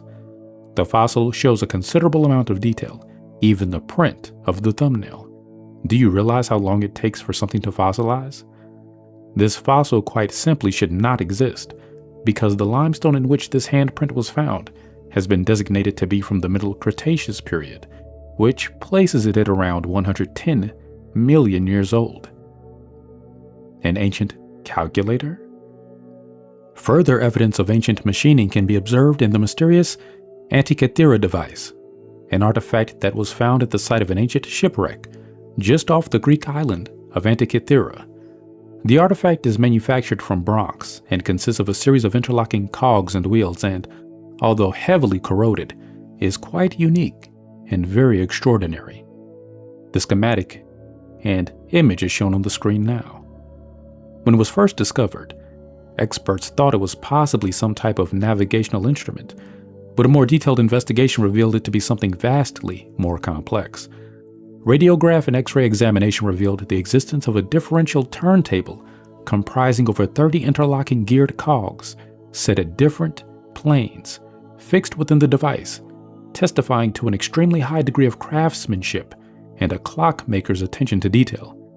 It is quite obviously a precise instrument of enormous complexity. But what exactly is it? The instrument bears inscriptions, unfortunately heavily corroded by seawater, that seem to refer to zodiac positions with a great deal of accuracy and, apart from its perfection in manufacture, is something that also involves a considerable amount of astronomical expertise. It also has certain similarities with some known astronomical instruments and is thought possibly to be an advanced type of astrolabe, a celestial calendar and navigational device used for determining and exhibiting the year-round positions of stars and planets. Adding even further to the puzzle, the wreck from which the device was salvaged dates back to nearly 100 BC, and it has been previously thought that such refined craftsmanship was completely unknown until the mid-16th century. No other artifact that comes anywhere near this degree of sophistication has ever been recovered from another wreck, either before or since. Even astrolabes that have been recovered from vessels that sank millennia later look simplistic by comparison, as this diagram shows. The Antikythera device is a puzzle in itself, but another very intriguing part of the puzzle is this. For this kind of precisely machined instrument to even exist, it means that there must have also been an equally sophisticated machine on which it was made. Yet, we have no record of such a machine ever existing, and no hint of any such capability has ever been found. So who made it, and how? Baalbeck. Still, many other, even more wondrous things were achieved in times long past. In eastern Lebanon lies a city called Baalbeck that can truly lay claim to some of the most spectacular ruins on Earth. the ruins of the Temple of Jupiter. Now, in attempting to identify the true origin of the constructions at Baalbeck, we are told by academics that, in 27 BC, the Roman Emperor Augustus supposedly came to the rather unfathomable decision to build what is absolutely and irrefutably the grandest, mightiest, and most lavish temple built in all of antiquity, and to do so in what is the middle of nowhere. The ruins at Baalbeck are absolutely massive, with its huge courtyard constructed on a wide platform that is still retained by 3 huge walls. These retaining walls contain 27 limestone blocks, larger in size than those that can be found anywhere else in the world. Each of the blocks in these walls weighs in excess of 300 metric tons. However, there are 3 blocks in the wall that weigh in at over 800 tons each. This trio of blocks has gained world renown and is collectively known as the Trilithon. The Temple of Jupiter really is one of the most impressive ancient temples in the world. It measures 88 by 48 meters and stands on a platform or podium reached via a wide stairway that can also only be described as truly monumental. The actual podium rises a full 13 meters above the surrounding terrain. The Trilithon and the retaining walls are 3 of the 4 largest stone blocks ever hewn. Now, if we really think about all this, and consider events within the officially accepted academic framework that we are given of history, the site chosen for the Temple of Jupiter makes no real sense at all, and we can find no obvious reason which Augustus may have had for selecting the site at Baalbeck for such an elaborate temple. In Roman times, Baalbeck was apparently just a small city on a trading route to Damascus. It held no special religious or cultural significance for Rome, other than being in the center of a coveted burial region that was favored by local tribes. It also seems completely out of character for the undeniably selfish Rome to have gone to all the trouble of creating such lavish and extravagant architecture in Lebanon, and at a place like Baalbeck that is located so far from Rome. The Romans were, after all, an enormously and undeniably greedy empire, and were in the very process of stealing historic treasures from other countries, such as the obelisks from Egypt, at the very same time the Temple of Jupiter was under construction. It makes much more sense to surmise that Baalbeck may have had something else the Romans wanted from the site, possibly something no other place, not even Rome, could offer them. It could even be the reason that so many people wished to be buried there. But we are told by academics that, no, the temple is definitely and indisputably of Roman origin. There are, however, serious problems with this claim. Investigation into the blocks in the retaining wall of the Baalbeck temple site very clearly shows them to be far more eroded than the bona fide Roman ruins of the Temple of Jupiter and the 2 other Roman temples that can also be found on the site.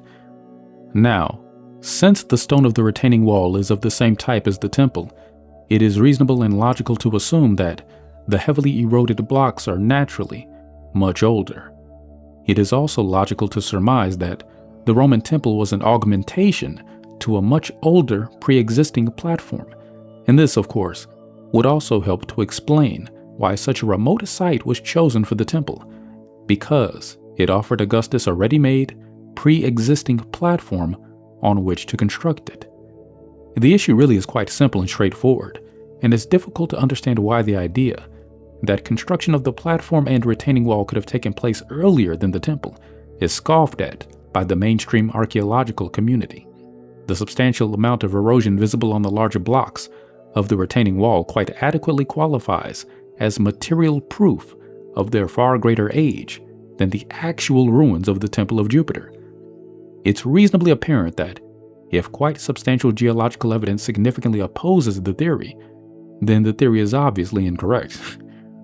But there's a problem with this conclusion for academics, because this would mean that when the Romans had constructed the Temple of Jupiter, they had done so on a platform that had previously been constructed by a far more ancient party who, at this stage, remains unknown, and they certainly don't want to bring up that ancient civilization thing again. A notable point in this issue is that the Roman Empire was well known to have been quite an egotistical regime, and yet we find no claim for building the incredible retaining wall anywhere in Roman records. There still exists actual texts that record Roman transport capabilities during the reign of many Roman emperors, including Augustus. These records clearly show that the load limit for the transportation of big blocks elsewhere in the Roman Empire at the time was just a little over 300 metric tons, and that was achieved only with the greatest amount of difficulty. The highly celebrated transportation of the 323-ton Laterano obelisk to Rome, for example, was an enormously difficult and dangerous task that spanned the reign of 3 emperors. And yet, we find that transportation of the massive 800-ton blocks at Baalbeck for the Temple of Jupiter is not mentioned in Roman records anywhere at all. This fact also raises immediate questions. It is also worth noting that, during the reign of Augustus, the Romans also knew about, and very often used, concrete.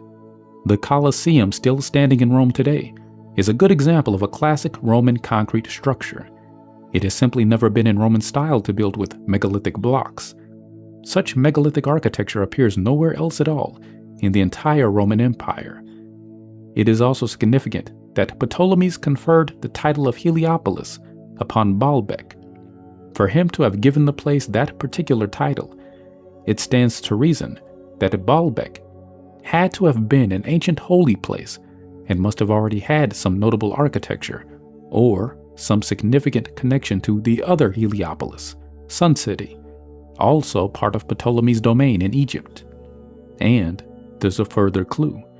In 636 AD, the Temple of Jupiter was taken over by the Arabs, who turned it into a fortress, also doing some further construction of their own. This means that the blocks used in the Arab sections of Baalbeck were laid about 650 years after the blocks of the Roman temple. So, consider this conundrum. If the larger blocks of the retaining wall were Roman, then the newer Arab blocks would mark the erosion of the older Roman blocks, as they were after the first 600 or 700 years since they were laid. Right? So how then can the erosion of the larger blocks in the retaining wall be so much greater than the erosion of both the older blocks in the Roman temple and the newer blocks of the Arab ruins in the subsequent 1500 years since the Arab section was constructed? According to local legend, Baalbeck had supposedly been a religious center devoted to Baal in Phoenician times, and local Arab legends actually place the Cyclopean blocks of the retaining wall back to the time of Cain and Abel. Other tales tell that the platform was built by the gods of old. Near the southern entrance of Baalbeck is a quarry where the stones used in the temples and retaining walls were cut. No traces of any ancient road can be found between the quarry and the temple, which fact again raises questions on how the enormous 800-ton quarried monoliths were ever even transported to the site. This lack of any road can only mean either one of two things. Either the blocks of the retaining wall were transported so far back in antiquity that all trace of the road has long since disappeared, or a road was never required for the task of transporting them. A road would have been of little use anyway due to the sheer weight of the blocks. The foundations of any road strong enough to be used for such a task would have to have been truly immense, and if such a road had ever existed, some trace of it would undoubtedly still remain today. So how were they moved? Another huge stone block, known as the Stone of the Pregnant Woman, still lies in the ancient quarry where it was cut in antiquity. It measures 21.5 meters by 4.8 meters by 4.2 meters in size, weighs an estimated 1,000 tons, and is the largest hewn stone to be found anywhere in the world.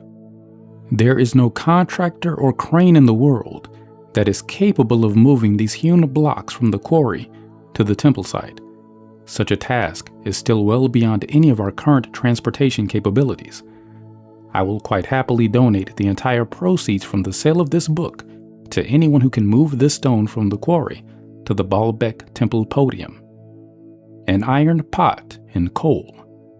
In 1912, 2 employees who were shoveling coal at the municipal electric plant in Thomas, Oklahoma, broke apart a larger chunk for the furnaces when, to the surprise of both men, an iron pot fell out of the chunk. Several experts subsequently examined the iron pot, and it was declared to be genuine. The imprint of the pot could also still clearly be seen in the broken chunks of coal that had encased it. According to Robert O'Fay of the Oklahoma Geological Survey, the Wilburton mine coal in which the pot was found is about 312 million years old. Evidence of advanced medical knowledge. Apart from enigmatic works in stone, there are also telltale signs of extremely advanced surgical procedures that were performed in days long past. These come in the form of numerous skulls from the Neolithic age that appear to have been trepanned. Trepanning involves inserting plates into a patient's skull. It's a delicate and quite advanced medical procedure.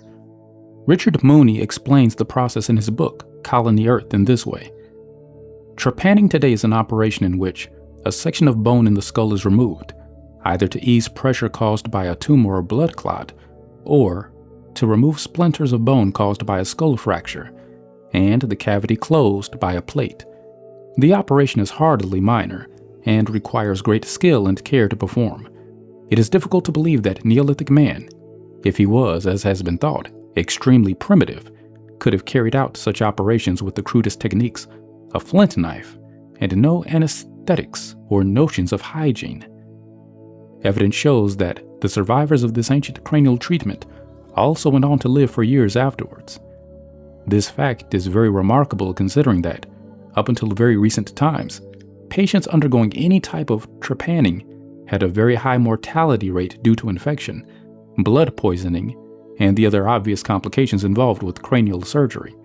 Still, more evidence of ancient trepanning comes to us from the former Soviet Union, where examination of several skulls unearthed at Ishikunui near Lake Savan in Armenia indicates a similar highly developed technique of cranial surgery employed over 4,000 years ago. One patient had obviously suffered a serious head injury, and the prehistoric surgeon had neatly plugged the fracture by using a carefully shaped wedge that had been delicately crafted from animal bone. The skull showed obvious signs that the patient's bone tissue had then grown over and enveloped the plug, which adequately indicates that the person had survived the operation and lived for quite some time afterwards. Another similar skull was found, revealing that one woman had been operated upon to remove an inch-wide object that had smashed through her skull, penetrating directly into the brain. But the surgeon had cut around the object to remove the splinters and again closed the wound using a section of crafted animal bone. Such an operation would have been incredibly complex and would have also undoubtedly involved brain surgery. And yet, the growth of the bone over the wound again shows that this patient of prehistoric times was then able to live on for many years afterwards. A petrified human skull. Another completely baffling artifact was unearthed in the form of a petrified human cranium with the eye sockets broken that was found along with other human bones and soft organs in Pennsylvania, and again in an anthracite vein. According to official geological estimates, the structures of anthracite are a minimum of 300 million years old, which means that this man existed on Earth in the Carboniferous period, or possibly even before. Ancient electricity. There is compelling evidence of an ancient electrical supply that was used as much as we use the electrical current today. On a low voltage scale, several clay pots have been excavated in Iraq that appeared to have been soldered with a lead-tin alloy, topped with copper discs, and sealed with butamin. The device is basically a Leyden jar. When a mixture of copper sulfate and acetic acid, citrus juice or vinegar, was added to these excavated pots, they produced around 2 volts of electricity. Over the years, many more of these electrical cells have been discovered in other places throughout the old Persian Empire, and also in Egypt, indicating that the use of them was widely and quite commonly practiced. Electroplating is a technique that was previously thought to be only recently discovered. However, such a small voltage is perfect for electroplating objects, and may help to explain the discovery of pieces of electroplated gold jewelry found at sites in Egypt. On the higher voltage scale, scholars have often wondered how such intricate paintings were done in many Egyptian tombs, and yet there are no signs of soot on the ceilings of any of them. Soot would indicate the use of a candle, lamp, or some kind of flame to provide light for the artist. Many have surmised that a series of linking mirrors may have been used to bring in light from the outside. There are, however, some very interesting paintings on the walls of a tomb at Abydos in Egypt that appear to show people holding large filament devices, like big light bulbs, that are resting on stands and attached to some kind of power supply box by a cable, while other people are working nearby with hand tools. These filament devices also look very similar to a device known as Crookes tube, which is an early cathode ray tube. X-rays were actually discovered while conducting experiments with a Crookes tube. An ancient X-ray machine. There is also a quite remarkable rock painting that can be found in the caves of Toro Muerto in Peru that closely resembles a figure with raised arms holding what appears to be an X-ray plate of the thorax. I have been unable to obtain a photograph of the painting, but apparently the ribs, chest cavity, and a central column resembling the spine are all clearly visible on the plate the figure is holding. Now what on earth could that be doing there? A fossilized human shoe print. A most amazing artifact was discovered in Antelope Springs, Utah by William J. Meister in June of 1968. Meister split open a 2-inch thick slab of rock with his hammer, and the rock fell open like a book, revealing a shoe print of a human on one side, with trilobites right in the print itself. This artifact is extremely significant because this is not a footprint. No. It's a shoe print. The other half of the rock slab, in turn, showed an almost perfect mold of the print and fossils. The shoe print is 10.25 inches long and 3.5 inches wide.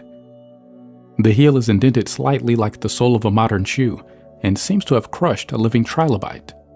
The obvious problem the artifact creates is that trilobites lived between 300 and 600 million years ago. Yet here is evidence that a person wearing a shoe once crushed one beneath his heel. The heel of the fossil print even displays fine stitching, similar to that found on a modern leather shoe. Go figure. The Dropa stones. There are very few artifacts more mystifying than the Dropa stones. The tale of the stones is quite an amazing story, and sometimes should be given for a reasonable account. I just love this story. Our tale begins in 1938, high in the Bayankara Ula Mountains on the border between China and Tibet.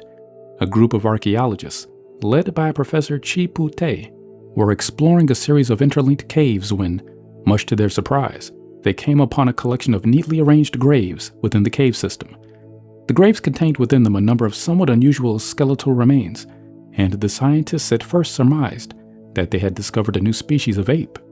However, since it is unreasonable to conclude that apes buried each other, it was deduced that the skeletons could only be of an unusual and possibly hitherto unknown race of human beings.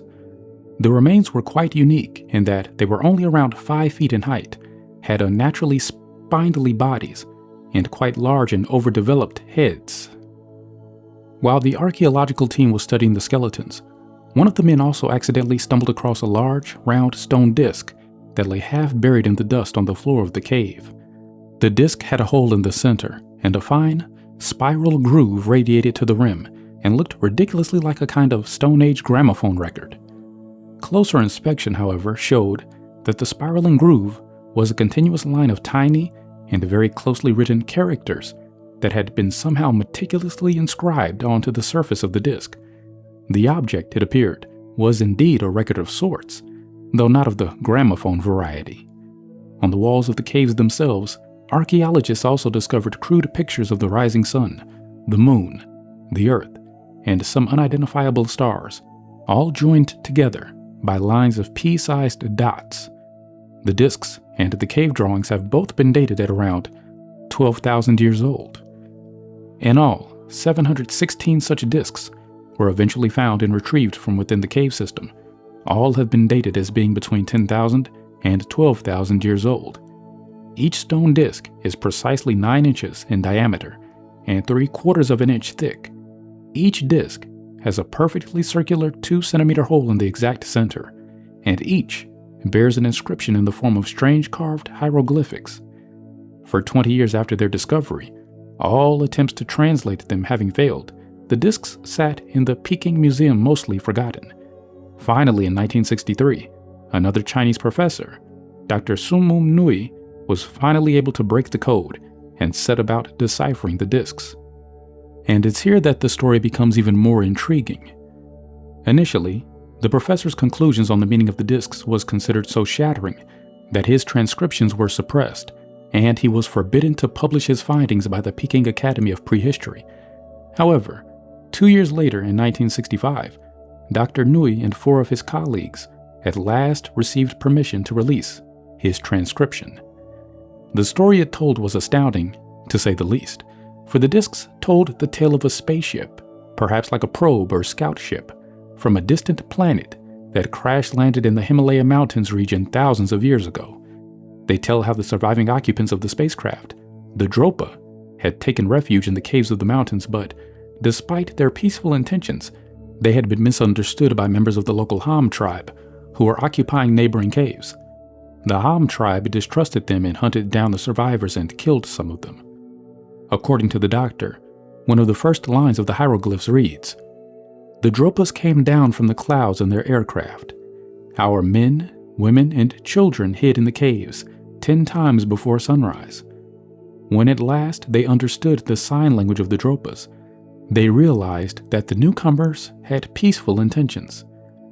Another section mentions that the Ham tribe eventually became the friends of the Dropa and even expressed regret that their spaceship had crash-landed in such remote and inaccessible mountains, and that there had been no way of building a new one to enable the Dropa to return to their own planet. However, in those 27 years since the discovery of the first disc, archaeologists and anthropologists had also learned a good deal more about the isolated Bayan Karaula region, and much of the information seemed to corroborate the bizarre story recorded on the discs. Local legends, still surviving in the area, also speak of small, gaunt, yellow-faced men who came from the clouds long, long ago. These legends tell of men who had huge, bulging heads and puny bodies, and were considered to be so ugly and repellent that they were hunted down by local tribesmen on horseback, and many were killed. The description of the invaders is also remarkably close to the skeletons originally discovered in the caves in 1938 by Professor Chi Pu-Te. Most interestingly, the cave systems of the Bayan Karaula mountain area are still inhabited today by 2 semi-troglodyte tribes known as the Hams and the Dropas. The Dropa tribesmen are themselves extremely odd in appearance, being somewhat frail and stunted and averaging only about 5 feet in height. They are neither typically Chinese nor Tibetan, and anthropologists readily admit their racial background really is a mystery. Are the Dropa the descendants of the people mentioned in the discs? Do these strange discs actually record a disastrous space mission by alien astronauts 12,000 years ago? Nearly all the leading theorists believe so. We may never know for sure, but the message contained in the discs is extremely fascinating nonetheless. A fossilized human finger. Another similar artifact that just simply should not exist is this fossilized human finger. The fossil, known simply as DM93-083, dates from the Cretaceous period, or about 100 to 110 million years ago.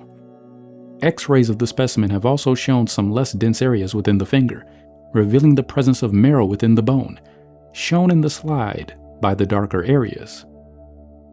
A brass bell in coal. In a discovery in 1944 that by now is almost becoming commonplace, a man called Newton Anderson found this quaint brass bell inside a lump of coal that was mined near his house in West Virginia.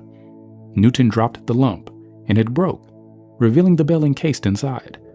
The bell underwent rigorous testing and was extensively analyzed at the University of Oklahoma and found to contain known metals, but mixed together in an unusual blend and very different from any modern alloys. Numerous other such discoveries in coal have even been recorded, including the delicate gold chain mentioned previously and a cast iron pot that was also found inside a coal seam. The Rhodesian Man. In 1921, a Neanderthal skull was discovered 60 feet below ground in Rhodesia. which today would be modern-day Zimbabwe and Zambia, and produced a strange mystery. Upon examination, it appeared that the skull had been pierced by a high-velocity projectile, similar to a bullet, in the left temple area. Tests have shown that the injury must have indeed occurred at the moment of death, and not from a stray bullet years afterwards. This means that whoever fired the fatal bullet must have done it thousands of years ago. According to the author, René Nurbergen, a German forensic authority from Berlin has positively stated that the cranial damage to Rhodesian Man's skull could not have been caused by anything but a bullet. The rounded entry point of the wound also testifies to the great speed at which the projectile would have had to have been traveling. A pillar of much too pure iron. In Delhi, India, there is an iron pillar that has completely defied metallurgists by remaining absolutely rust-free for the last 1600 years, ever since its discovery by the West. It's unclear for how long the pillar has actually been standing.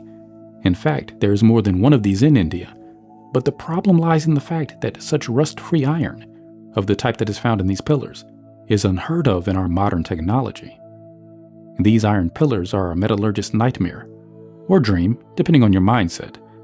But one truly interesting thing is the fact that the only other place where completely rust-free iron has been located is in rock samples that were brought back from the moon during the Apollo missions. So where on Earth did the iron used to make these pillars in India come from in ancient times? Some people have theories on where such pillars are from. We'll save that thought. 2.8 billion-year-old metal spheres. In a most bizarre series of finds that are still ongoing, for the past 60 years or so, miners in Africa have been finding literally hundreds of metal spheres, some from very deep underground, and at least one of them, possibly more, has 3 parallel grooves running around its circumference. The spheres seem to come in 2 types. One of a solid bluish metal has white flecks in it, and the others are hollow with a kind of spongy center. Mr. Marks, the curator of the Museum of Klerksdorp in South Africa, where many of the spheres are housed, describes them this way. The spheres are a complete mystery. They look man-made, yet at the time in Earth's history when they came to rest in this rock, no intelligent life existed. They're nothing like I have ever seen before. Marx also wrote a further letter dated September 12, 1984, that contains more information on the spheres. In it, he wrote, "There is nothing scientific published about the globes, but the facts are, they are found in pyrophyllite, which is mined near the little town of Ottosdal in the western Transvaal. This pyrophyllite is a quite soft secondary mineral with a count of only 3 on the Mohs scale, and was formed by sedimentation about 2.8 billion years ago. However, the globes, which have a fibrous structure on the inside with a shell around it, are very hard and cannot be scratched, even by steel. The Mohs scale of hardness was devised and is named after Friedrich Mohs, who chose 10 minerals as reference points for comparative hardness, with talc the softest and diamond the hardest. However, as if the mere existence of these metal spheres is not enough, there is still another amazing property of the artifacts that captured the attention of a Mr. John Hund of Petersburg about 15 years ago. While playing with one of the objects on the flat surface of a table one day, Hund apparently noticed that the sphere seemed to be particularly well balanced, so he decided to take it to the California Space Institute at the University of California for testing to determine just exactly how well balanced it actually was. What the results of the test surprisingly showed was that the sphere was balanced perfectly and exactly. The balance of the sphere was so exact that it exceeded the limits of any of the Space Institute's current measuring technology, and these are the people who make gyro compasses for NASA. Not too badly balanced at all, really.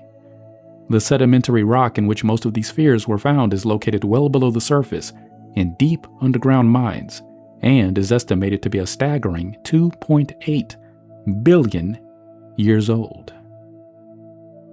The crystal skulls. Perhaps it's because they are fashioned in the shape of human skulls, or maybe it's due to the hint of some dark and mysterious curse. Whatever the reason may be, there are few artifacts that have generated more interest than the crystal skulls.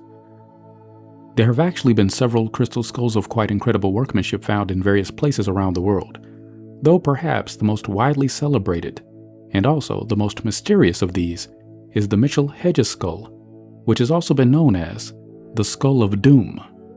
There are at least 3 very good reasons for this.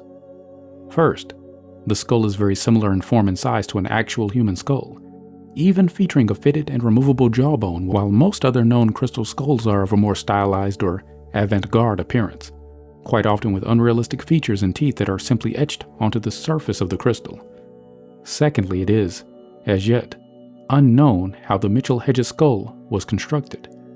From a scientific and technical perspective, it appears to be an utterly impossible object that has been made to a ridiculous degree of perfection by an unknown technique, which today's most talented sculptors and engineers are still unable to duplicate, even by modern methods, and quite simply should not exist.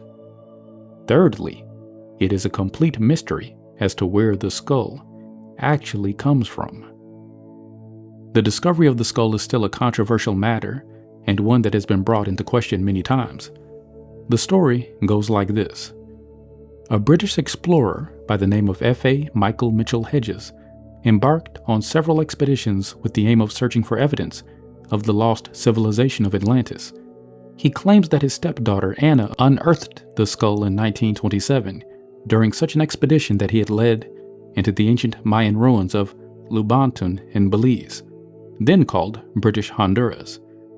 According to Mitchell-Hedges, Anna, then 17 years old, was searching inside a structure that was believed to have once been a temple when she found the cranium of the crystal skull inside. At the time of the discovery, the skull was lacking its jawbone, which was itself found 3 months later, about 25 feet away from where the cranium had been found. Mitchell-Hedges says that he felt the object held some special significance and claims that he didn't want to take the skull away from the site where it had been found, and had offered it to the local priests, but that the Mayans had then given the skull back to him as a gift upon his departure. A dubious tale at best. Michael Mitchell-Hedges was born in 1882 and died in 1959. He was known by his friends as a charming rogue.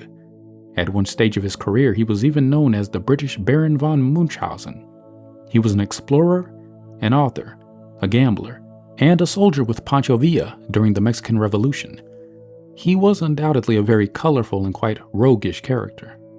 The rather impressive initials that he had next to his name actually resulted from his having joined the London Zoological Society and enabled him to enter the zoo on Sundays, although I think that he may have actually founded the society to begin with.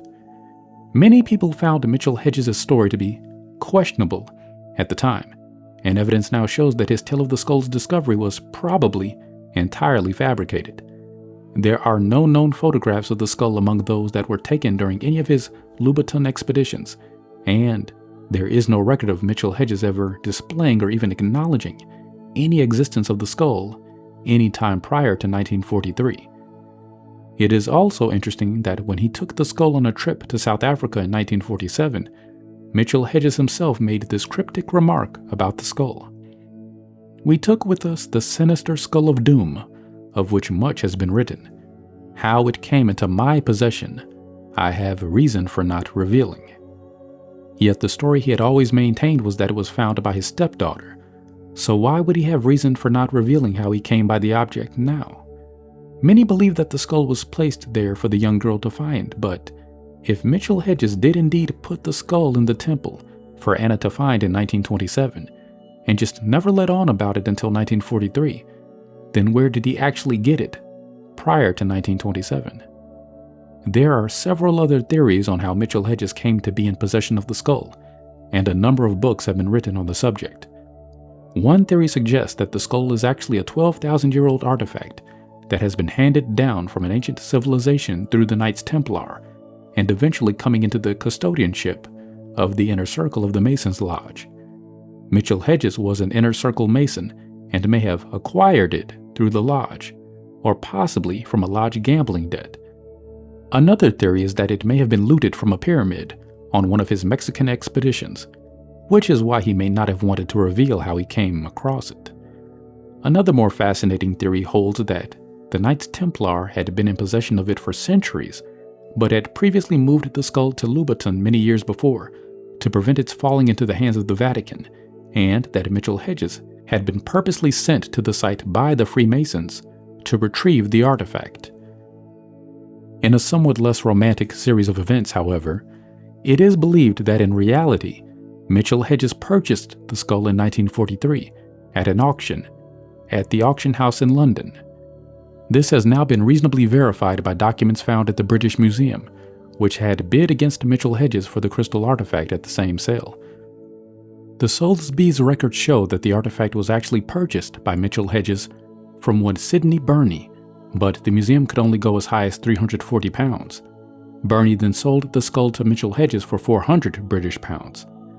So now the question is, who was Sidney Burney, and how on earth did the skull come to be in his possession? Unfortunately, no other records remain of anyone called Sidney Burney. The enigmatic skull remains in the possession of Anna Mitchell Hedges, who, even after all these years, continues to maintain that she discovered the skull, even though the auction has been verified and there is considerable reason to question that she was ever present at the expedition at all.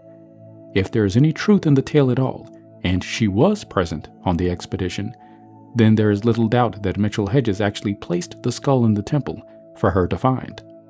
Anna still often displays the skull on frequent final tours, and she now lives in Canada. The Mitchell Hedges skull is made of clear quartz crystal. Both cranium and mandible are perfectly proportioned and are believed to have been fashioned from the same solid piece of crystal. It weighs 11.7 pounds and is about 5 inches high, 5 inches wide, and 7 inches long. Except for some very slight anomalies in the temples and cheekbones, it is an anatomically perfect replica of a human skull. Because of its small size and other characteristics, it is thought to bear a closer resemblance to a female's skull than a male's, which has led many to refer to the Mitchell Hedges skull as a she.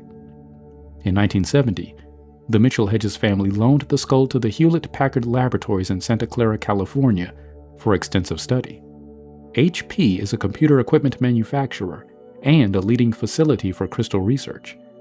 The studies were conducted by an art restorer named Frank Dorland, who oversaw the testing procedures, and the HP examinations yielded some very remarkable results.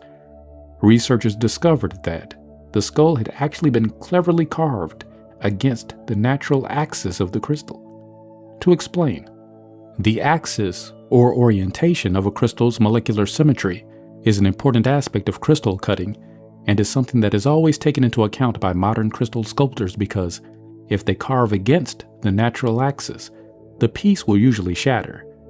This is true even when using lasers and other high-tech cutting methods, and yet this skull is cut against the natural axis. Then, to exacerbate the issue of the object even further, the HP tests could find no trace of microscopic scratches on the surface of the crystal either. Such microscopic signs would be a welcome indication that it had been carved with metal instruments or other tools. Finally, after a series of exhaustive tests and microscopic examinations, Dorland's best possible hypothesis for the skull's construction was that it had been roughly hewn out using something like diamonds, and then the detail and cleanup work would have been very meticulously done using a gentle solution of silica sand and water. But, assuming that it could really have been done that way at all, which is the only possible way that anyone can think of, the entire, somewhat exhausting job would have been requiring the combined and devoted services of an extremely gifted group of sculptors, working in shifts, and requiring a labor of continuous man-hours totaling about 300 years to complete.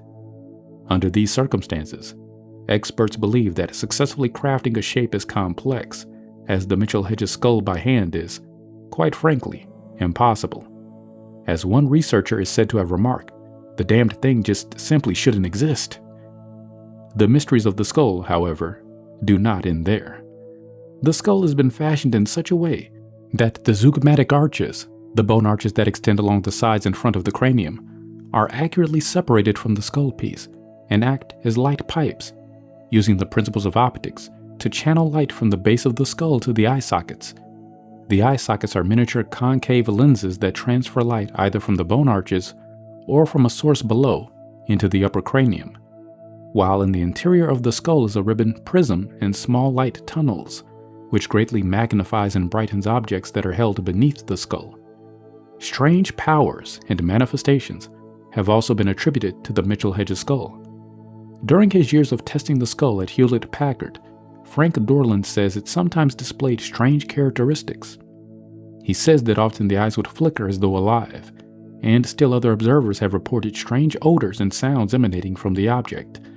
It has been known to give off sensations of heat and cold to those who touch it, even though the actual crystal has always remained at a constant physical temperature of 70 degrees Fahrenheit under all conditions, and has also produced sensations of thirst, and sometimes of taste in some instances. Dorland and others also took strange photographs of the skull in which objects could be seen within it, such as strange flying discs and mountain temples. The skull has also many times been reported to emanate a glowing aura. Other observers have reported that occasionally the skull will change color. Sometimes the frontal cranium may become cloudy, while at other times it remains perfectly clear. Sometimes it will start off cloudy and then clear up right as if the space within the skull had disappeared into an empty void. Over a period of 5 to 6 minutes, a dark spot often begins forming on the right side and slowly spreads until it has blackened the entire skull, then recedes and disappears as mysteriously as it came. Still others, including Mitchell-Hedges himself, have said the skull holds a curse, and for this reason it is also sometimes known as the Skull of Doom. Mitchell-Hedges is known to have referred to the skull as the embodiment of evil, and said that some people who have laughed cynically at the skull have died, while others have become stricken and seriously ill. It's doubtful any such curse actually exists, at least not one that will kill, as is believed to be the case with the infamous Hope Diamond. It may be quite the opposite. Mitchell-Hedges was in possession of the skull for over 30 years, with no harmful effects, and during that time he actually survived 8 bullet wounds and 3 knife attacks before dying at the age of 77 in June 1959. One other interesting theory about the skull was put forth by Nick Nocerino in the book Mystery of the Crystal Skulls Revealed, which holds that the crystal skulls record vibrations in the form of images of events that have occurred around them. In this way, they seem to work as video cameras of sorts, recording holographic scenes. The authors believe the Mitchell-Hedges skull is part of a set, and that there are actually 13 such skulls that exist, and the rest are still kept in a chamber beneath Potala Palace in Tibet. The general opinion of the book is that the skulls are actually of extraterrestrial origin. Unfortunately, none of this brings us any closer to solving the mystery of the mysterious object, for the questions still remain. Where did it originally come from? And who made it? The Mitchell-Hedges skull is not the only crystal skull to have been found. There are 2 other skulls quite similar to it, although not nearly as remarkable. They are known as the British Crystal Skull and the Paris Crystal Skull. Both artifacts are said to have been bought by mercenaries in Mexico in the 1890s, possibly even as part of the same purchase. The British and Paris skulls are extremely similar in size and shape, so much so that some have speculated that one skull was used as a model to produce the other. Both skulls are made of clear but cloudy crystal, and are not nearly as finely sculpted as the Mitchell-Hedges skull.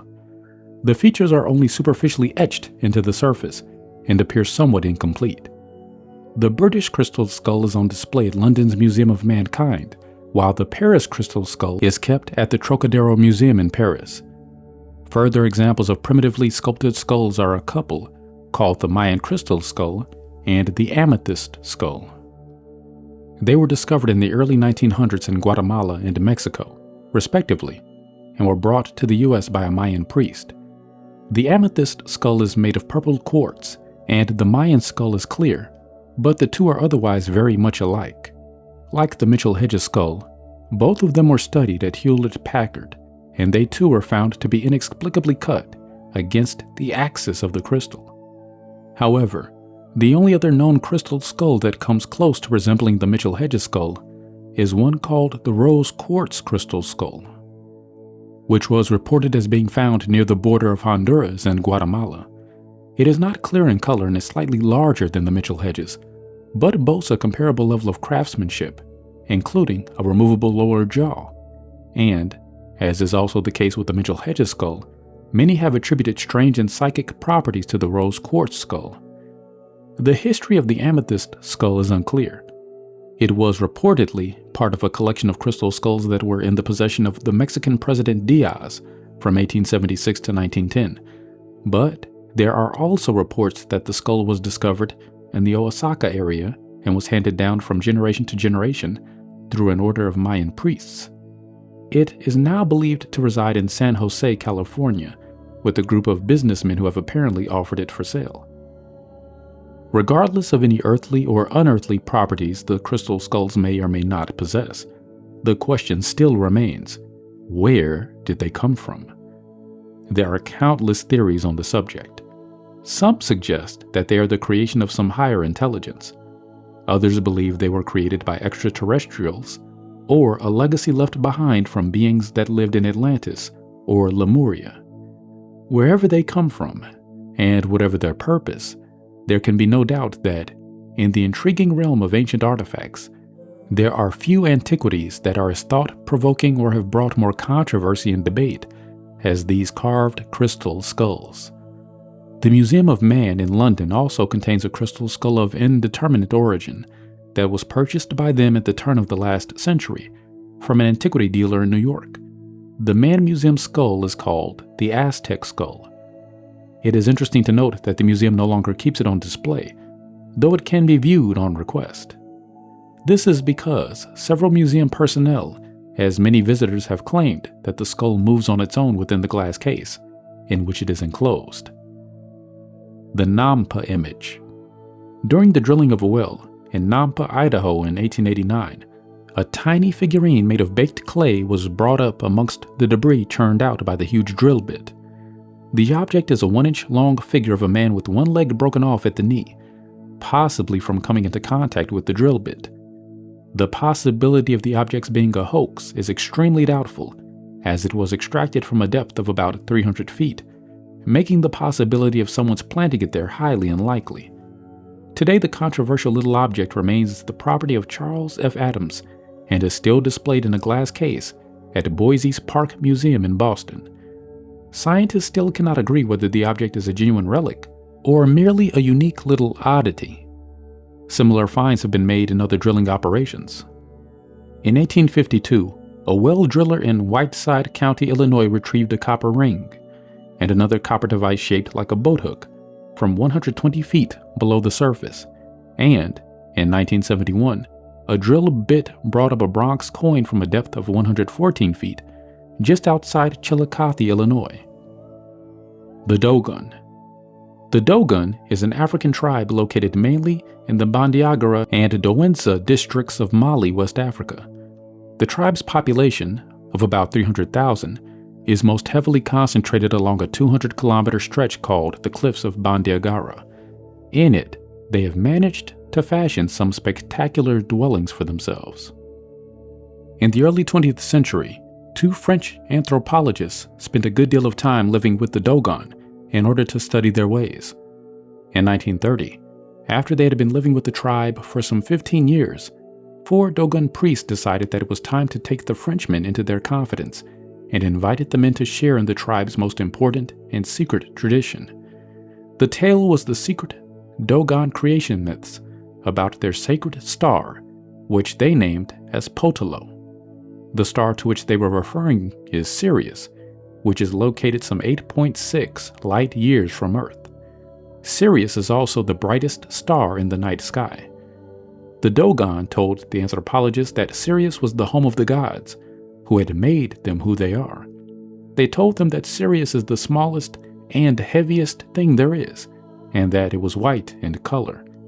They said that it had a companion star, invisible to the human eye, but that it moves around Sirius in an elliptical orbit that took 50 years. They said Sirius was incredibly heavy and that it rotated on its axis, and they further describe it as having a circle of reddish rays around it that is like a spot spreading but staying still. Dogon oral traditions also quite adamantly state that they have known for thousands of years that Jupiter had moons and Saturn had rings around it. Initially, the men did not see the astronomical importance of what they had been told by the tribe, and only offhandedly published the story in an obscure anthropological journal. However, sometime later, the information was noticed by several astronomers and deemed worthy of a further, more detailed investigation. What they discovered was that the Dogon had accurately described the three principal properties of a white dwarf star: small, heavy, and white, and had also stated that Sirius is a binary star, both of which we now know the Sirius system to be. They are also absolutely correct in their knowledge of its companion's rotation, as Sirius B orbits Sirius A every 49.9 to 50 years. Their description of reddish rays is also quite remarkable, as the Space Telescope photograph reveals, and perfectly describes the DNA type pattern that is made by the elliptical orbit of the two stars rotating around each other as they travel through the sky. The Dogon people also use an extremely unorthodox calendar that is based on a 50-year cycle. This cycle is uniquely unusual because it does not follow any cycles coinciding with any movements of our Earth, Moon, or Sun, but instead is based wholly on the rotational movements of Sirius B. The entire Dogon culture is based around the 50-year cycle of Sirius B. The Dogon people of pre-1930 had no telescopes or real written language. How is it they were able to accurately describe things of which we still possessed only a very limited knowledge of? Where did they get their information? The Dogon repeatedly say that they were taught these things many, many years ago by their gods, who visited them from their home planet, which orbits Sirius B. The Dogon also described them as being amphibious creatures. The giant stone balls of Costa Rica. Yet such proof may have already been long ago provided by an amazing discovery that was made in the 1930s by workmen who were clearing land for a banana plantation. While burning and hacking away at the jungle, the workmen literally stumbled across scores of stone balls that had somehow been shaped and placed in the forest. Many of these balls are perfectly spherical and vary greatly in size, ranging from the size of a tennis ball to around 8 feet in diameter and weighing up to around 16 tons. They are great distances from each other with no apparent design to their positioning. Though these spherical stones are quite obviously not a natural occurrence, who may have made them and placed them at their locations or why remains a complete mystery. Some have theorized that the area was once a huge-scale map of the solar system, but, unfortunately, too many of the stones have now been moved from their original locations to show whether this may have been the case. These spheres were also cut to perfection and are incredibly smooth. Cutting a large stone into an absolutely perfect sphere is an extremely difficult undertaking, and the methods that may have been used to achieve such flawless results is also totally baffling. The Lanzhou Stone. A truly amazing object has recently come to light in the form of an uncommon stone with a threaded metal bar inside it that was recently found by a Mr. Wang in China, near to the Marzong mountain region on the borders of the Gansu and Xishan provinces. The mysterious stone is pear-shaped, about 6 by 8 centimeters, extremely hard, and weighs 466 grams. Incredibly, the rock is of a type that is totally unknown, suggesting that it may be a meteorite. However, it is not only due to its unknown composition that the item has attracted enormous attention from many geologists and collectors around the world, but also because of the startling artifact within it. As reported in the Lanzhou Morning News on June 26, 2002, more than 10 geologists and global physicists from the National Land Resources Bureau of Gansu Province, Colored Metal Survey Bureau of Gansu Province, the Institute of Geology and Mineral Research of China Academy, Lanzhou Branch, and the School of Resources and Environment of Lanzhou College gathered to study the origin of this mysterious stone. After a discussion about its possibility of being man-made and the possible reasons for its formation, the scientists unanimously labeled the stone as one of the most valuable in China and in the world for collection, research, and archaeological studies. During the discussion, The scientists proposed many hypotheses about the formation of this stone, but found all incredible. The screw-threaded metal bar is tightly enclosed in the black lithical material. Neither the bar's entrance to the stone nor the exposed bar tip appear to be man-made. Moreover, the screw thread width remains consistent from the thick end to the thin end, instead of varying due to the growth of organisms. One of the hypotheses says that this stone could be a relic from a prehistoric civilization, since a civilization equivalent to ours is thought to have existed on Earth before our current one. Another theory is that it could be a stony meteorite, and it could have brought the information of an extraterrestrial civilization. At the end of the conference, all scientists agreed that further research is needed to address questions such as how the stone was formed, and whether the metal bar is truly metal, before the visitor from outer space mystery can be solved. What this stone and the threaded object is still remains anybody's guess at the moment, but if it is indeed a meteorite, then it has provided us with unquestionable proof that we are not alone. The Colorado pavement. Sometimes people really do find things right in their own backyard. In 1936, a man named Tom Kenny was digging a vegetable cellar on his property in Plateau Valley on the western slopes of the Rocky Mountains in Colorado, when his pick struck a slab of stone at a depth of about 10 feet. Further digging revealed a smooth and level pavement made of 5-inch square, handmade tiles that had been laid with mortar. Analysis of the mortar also revealed it to be of a different chemical composition to anything that can be found locally, further adding to the mystery. Scientists cannot fathom the mystery of the pavement and can only agree that it is between 20,000 and 80,000 years old. The problem again is that the pavement was found in the same geological era as the three-toed Miocene horse, which reputedly roamed the area from around 6 to 30 million years ago. Oops.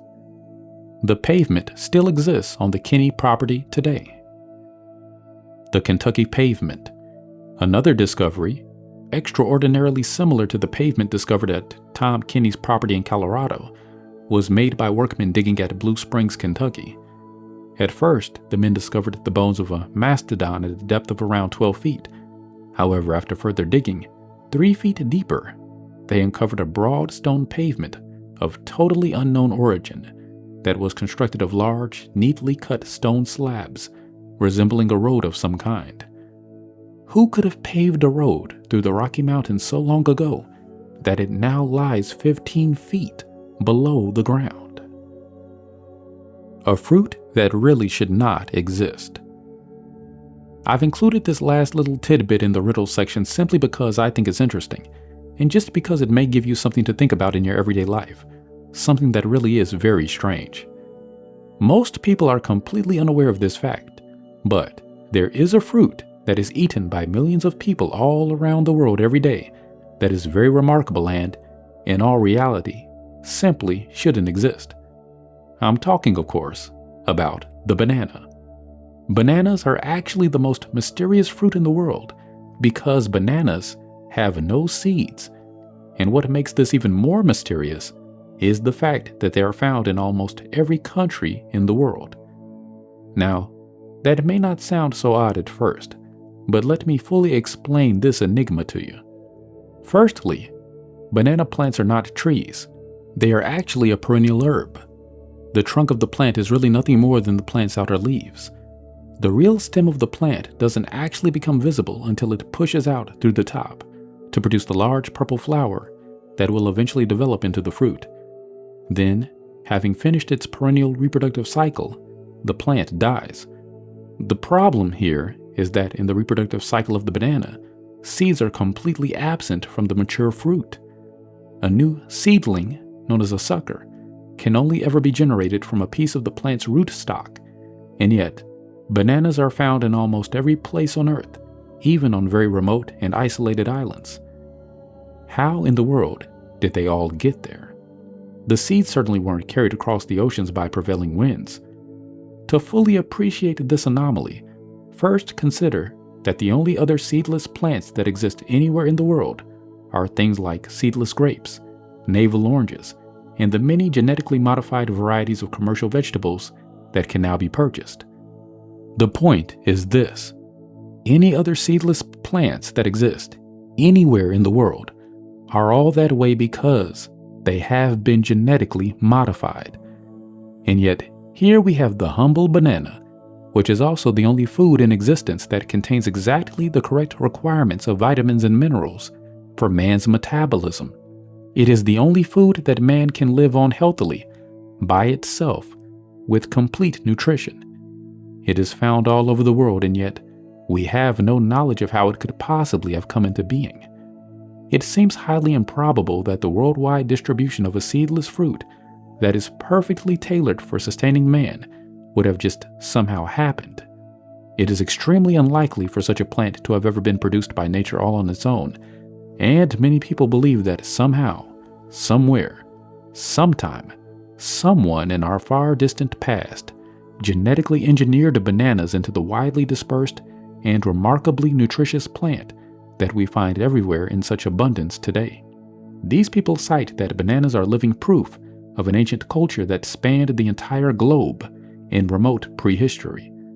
Botanists also now tentatively agree that the spread of the banana plant appears to have radiated outward from the Pacific region. The banana plant, incidentally, is not actually a fruit or a vegetable, but it does reach a height of around 30 feet at maturity, which makes it the world's largest herb and the tallest plant in existence that does not have a woody trunk. Narrator's note: I just want to mention the fact, for those who are unaware, that there are wild bananas that exist that still carry seeds in places like Costa Rica, for example. However, these are bananas that grow in the wild, and these are not the kind that you buy to eat typically.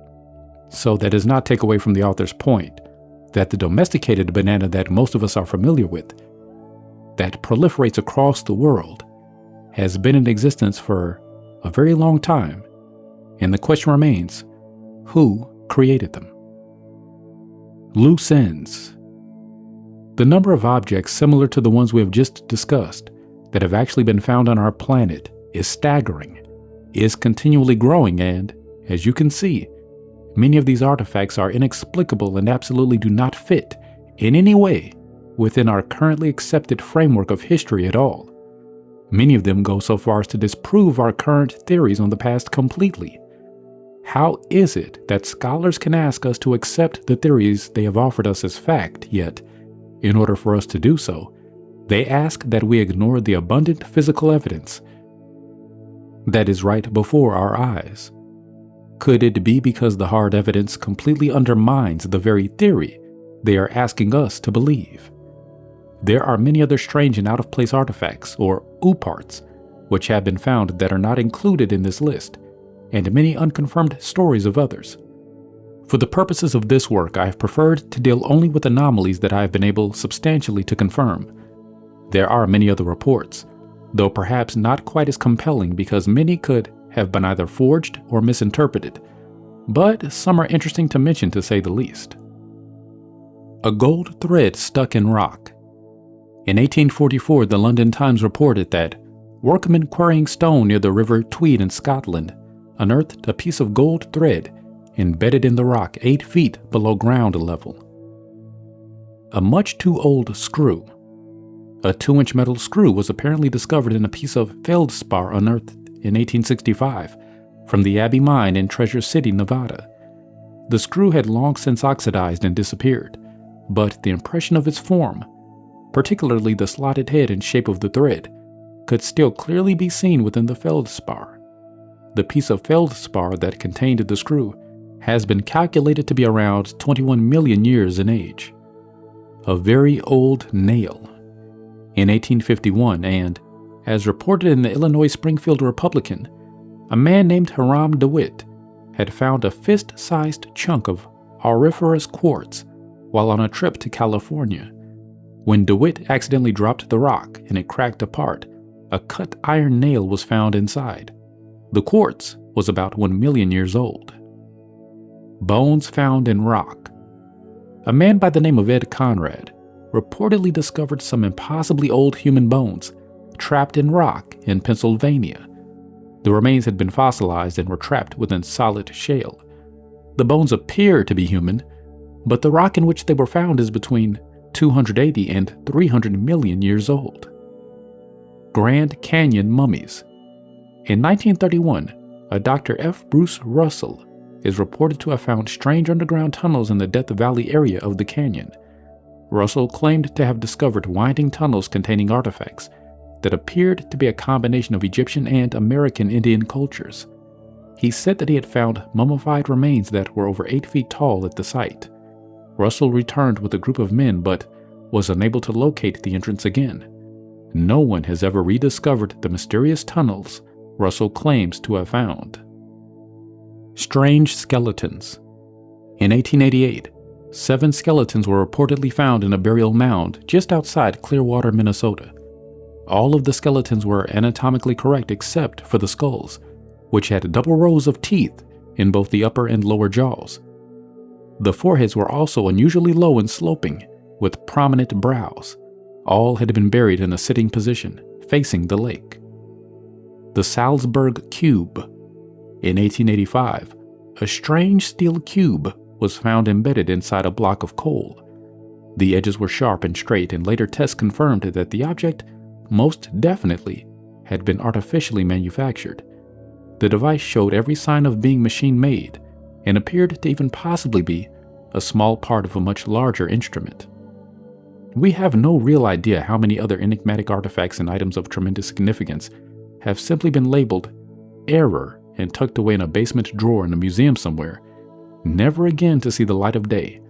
And we must pause to question how such a thing could ever be allowed to happen. Just one of these anomalies should give one reason to pause, but when the sheer volume and unpublicized nature of them becomes apparent, it gives cause for alarm. And there are dozens and dozens of such anomalies that can be found all over the world. I could fill an entire volume with such finds, and have merely scratched the surface here with this list. There are certainly enough of them to challenge the disciplines of traditional science, but because they don't fit with the conventional theories and in some instances may even disprove them, these anomalies and exceptions to the academic rule are almost always rejected out of hand. Such an attitude can only be described as a most unscientific mindset. If theories are never to be challenged, if no one in science is ever willing to be proven wrong, if mankind ever becomes egotistical enough to claim that we now already know all there is to know and have discovered all there is to discover, then sadly, we have no science, no future, and have lost sight of ourselves. But the real point here is that these artifacts cannot simply be dismissed as curiosities and discarded because they don't fit within the academic framework of history. They exist. That is a simple fact. So, if accepting the fact that these artifacts actually exist is contrary to our current idea of history, then what are we to do? They exist, and when all is said and done, it's as simple as that. Obviously, our current view of history is wrong, and instead of perpetuating an idea we know to be totally erroneous, we should be attempting to discover the real truths. Isn't that what intelligent and rational people are supposed to do? Isn't that how mankind should progress towards the future? It's pretty obvious just by these artifacts alone that there's definitely something going on here that we're not being told about. When one considers the significance of these artifacts, their implications to disprove what we know as history, and the unwillingness of academia to present them for scrutiny, or in many cases even acknowledge their existence, is conspiracy too strong a word? So, not being able to rely on our numerous and trusted institutions to keep us informed, we are forced to seek out the truth in these matters for ourselves. But hold on, folks, because when you attempt to investigate the true nature of these artifacts as many others have attempted to do before us, it can seem for a while that the going just gets weirder. Chapter 3 of Lost Explorers and Ancient Mysteries. A Lost Frontier. Our journey now moves to the vast areas of rainforest nestled in the northern reaches of South America. The jungles of the Andes are an environment that can be likened to nowhere else on Earth, and high in the jagged mountains in areas such as the Mato Grosso region of Brazil. The jungle is some of the most dense and unforgiving in the world. The great explorer Percy Fawcett had called the area the roof of the world, and he was right. High in the heavily wooded mountains, even still, there are no towns, roads, or known inhabitations of any kind as far as can be seen. Just a continuous undulating blanket of dense green jungle, broken occasionally by jagged mountain peaks crumbling skyward, and snaking rivers that teem with piranha and huge crocodilian. The thick jungle in between them is populated by countless species of insect, enormous spiders, monkeys, and other more terrifying predators, black panthers and giant anacondas, the largest and most feared snakes in the world. It is a place where the moist forest air itself is alive, with all manner of hidden and still yet unknown compounds. Primitive tribes still live in these remote areas, and it's possible that some areas may yet be inhabited by other tribes that are still unknown. When the intrepid Fawcett had gone missing in the area in 1925, every major metropolitan newspaper in the entire world had announced the disappearance of the expedition organized by Colonel Percy Harrison Fawcett in the mysterious region of Mato Grosso and the heart of Brazil in search of the lost city. Colonel Fawcett was certainly not the first to venture into the wilds of the South American jungles, nor the last. He is, however, if not one of the most famous, undoubtedly the most daring, and his story is almost certainly one of the most intriguing. The Diaries of Percy Fawcett have inspired many a Hollywood movie pertaining to lost worlds and mysterious jungle treasures. Fawcett's Tale. Colonel Percy Fawcett had been a retired official of the British Army, a veteran fighter of the Boer Wars in India during the late 1800s, an explorer of outstanding reputation and considered by his peers to be an expert bushman in any class of forests or other rugged terrain. In 1906, he was requested by the British government to survey the borders between the countries of Bolivia and Brazil. At the time, both the Brazilian and Bolivian governments had wanted their borders properly defined once and for all, in order to quell the constantly erupting border disputes they were experiencing. Disputes, they were afraid, that would soon lead to open war between their two countries. Of course, and in true political fashion, neither country had trusted the other to do the job fairly, so eventually both countries agreed that only a neutral party could suffice for the task. The Royal Geographic Society of Britain had then recommended Fawcett for the job. Fawcett had agreed, and traveling by canoe and foot over roughly an 18-month period, in 1906 to 1907, he surveyed and mapped the borders of the two countries using a compass and a sextant, a staggering feat given the conditions he faced and the terrain he covered. During the 4-year period from 1908 to 1912, he had then continued further, also successfully surveying the boundary of Paraguay and the border between Peru and Brazil. Then Fawcett's mind began to turn toward the undertaking of various explorations in the region. Finally, when embarking upon a new expedition from a place deep in the Brazilian jungle that he had named Dead Horse Camp, he wrote his last letter to his wife on May 29, 1925. In the letter, he said this to her: "Our route will be from Dead Horse Camp, where my horse died in 1921, roughly northeast to the Xingu, visiting on the way an ancient stone tower, which is the terror of the surrounding Indians, as at night it is lighted from door and windows. If we do not return, I desire not that you organize any rescue game. It is too dangerous. For if I, with all my experience, fail, then not much hope is left in the triumph of others, and I would not encourage such an attempt. That is one of the reasons why I do not say exactly where we go. One thing is doubtless, the answer to this enigma, and perhaps to the prehistoric world. It will be found when these old cities have been located and are open to scientific research. Because the cities exist, of that I am certain. You need have no fear of failure." And those were the last words that anyone ever heard from him. Fawcett entrusted the letter to one of 3 assistants who had helped the expedition thus far, having told them that he no longer required their services. He had commented that a smaller group would look less like an invasion to the Indians and therefore less likely to be attacked, an attitude that had always been his policy. He said to his assistants that the route was carefully planned. He then disappeared into the jungle, taking with him his eldest son Jack and another man who was a close friend of Jack. None of them were ever seen or heard of again. Fawcett had been 58 years old at the time. Despite his wishes, several rescue missions were actually undertaken in an effort to discover what had become of Fawcett, some fraught with disaster, and all without success. There were also several reported sightings by various people of a man matching Fawcett's description, though none of these reports were ever confirmed. Rumors still abound concerning his disappearance. Some have said they saw him living with a native tribe attending his son, who had become too ill to travel. Some claim to have seen him wandering lost and crazed in the jungle, still searching.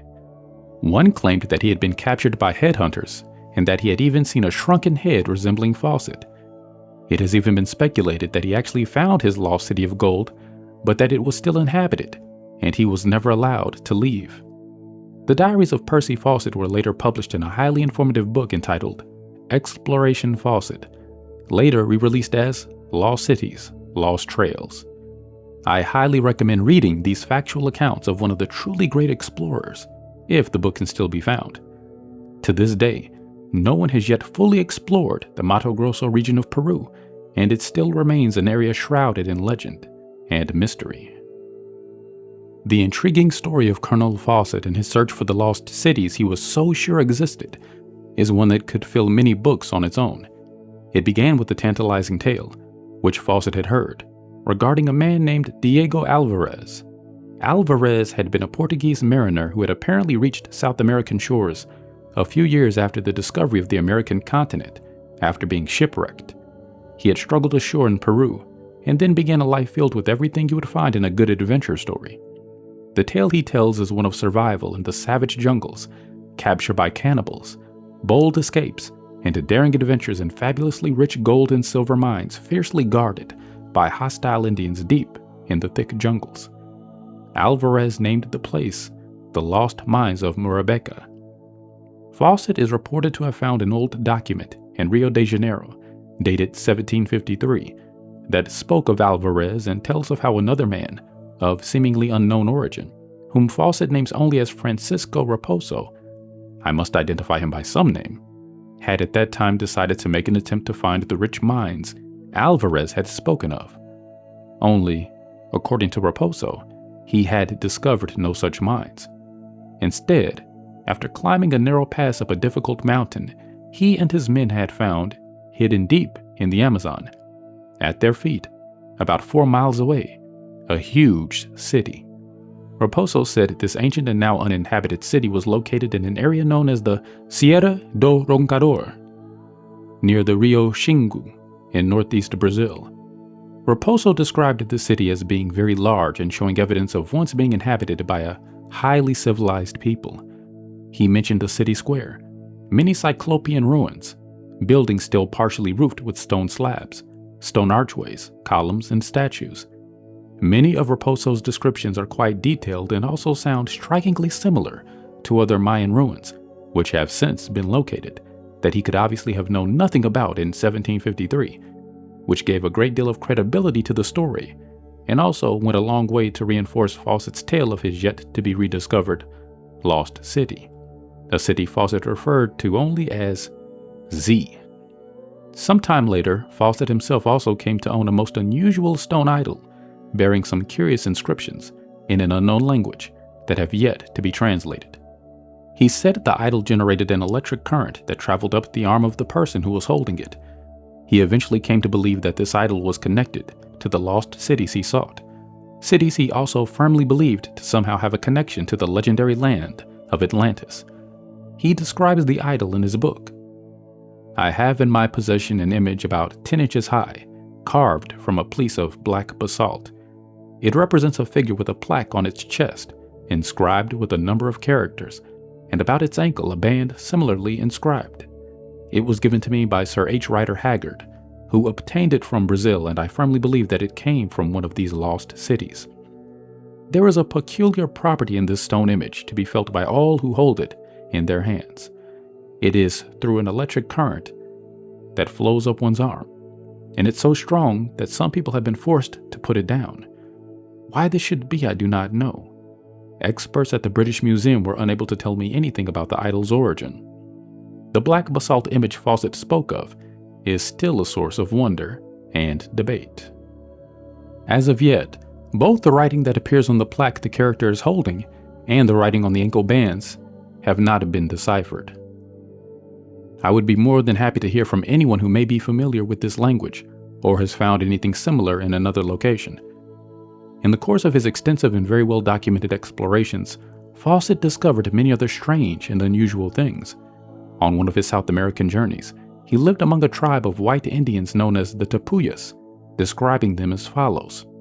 The Tapuya tribe are as fair as the English, and they have hands and feet that are small and delicate. His book also tells of another Amazonian tribe who were red-haired and also fair-skinned. On one expedition, local Indians told him of a cave filled with markings or petroglyphs in an unknown language that existed via Rica, and he heard many stories about lost cities deep in the jungles.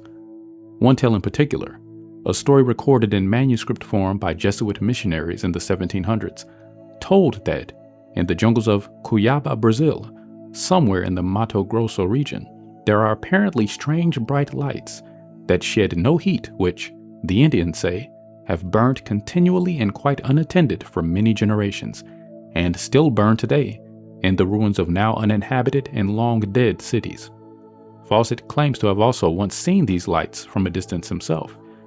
It's rumored by some that just such an eternal cold light energy has also been found in ancient Roman and Egyptian tombs, and in areas of Tibet and India, though I was unable to confirm these rumors. The production of such an eternal cold light source is beyond our current level of technology, and still remains a puzzle to modern science. Colonel Fawcett had first heard these strange stories sometime after he had accepted his first survey contract. Until he had known of them, his South American expeditions were completely oriented toward civil and engineering work, though, even while performing his daily tasks, he continued to nurture a keen interest in the forest. During his surveys, he also made copious notes containing detailed observations about everything he saw, especially the ways of the white settlers, the Indians of the forest, and the forest wildlife, all of which are recorded in detail in his book. However, after Fawcett became familiar with the story of Francisco Raposo, his attentions and interests began to shift away from just pure engineering and more toward ventures of exploration and discovery. In one place in his diaries, he records a remarkable conversation with another explorer concerning an unusual forest bird that nests in perfect round holes in rock cliffs. The man had actually spent 25 years living in the forest with the local natives, and he had this to say. They make the holes themselves. I've seen how they do it many a time. I've watched, I have, and seen the birds come to the cliff with leaves of some sort in their beaks, and cling to the rock like woodpeckers to a tree, while they rubbed the leaves in a circular motion over the surface. Then they would fly off, and come back with more leaves, and carry on with the rubbing process. After 3 or 4 repetitions, they dropped the leaves and started pecking at the place with their sharp beaks, and, here's the crazy part, they would soon open out a round hole in the stone. Do you mean to say that the bird's beak can penetrate solid rock? No, I don't think the bird can get through solid rock. I believe, as everyone who has watched them believes, that those birds know of a leaf with juice that can soften up rock till it's like wet clay. The man continued with a personal story about his nephew.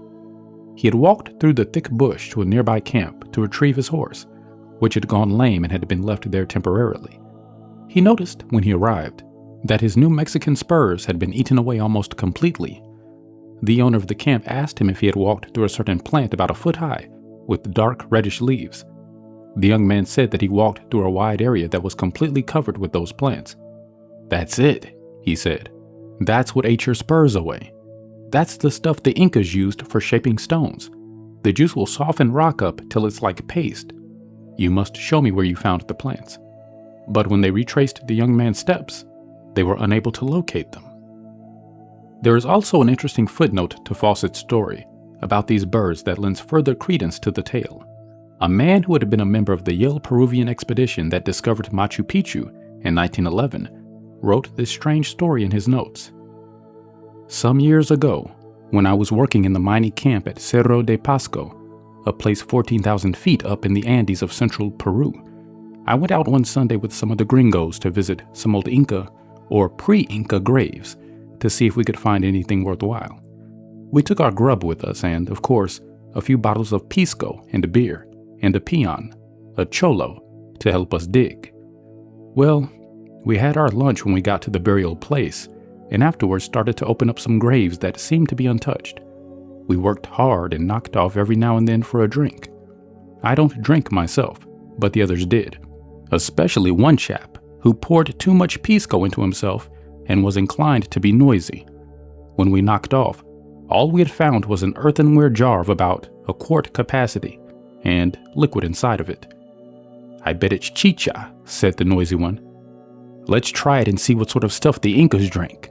"Probably poison us if we do," observed another. "Tell you what then, let's try it on the peon."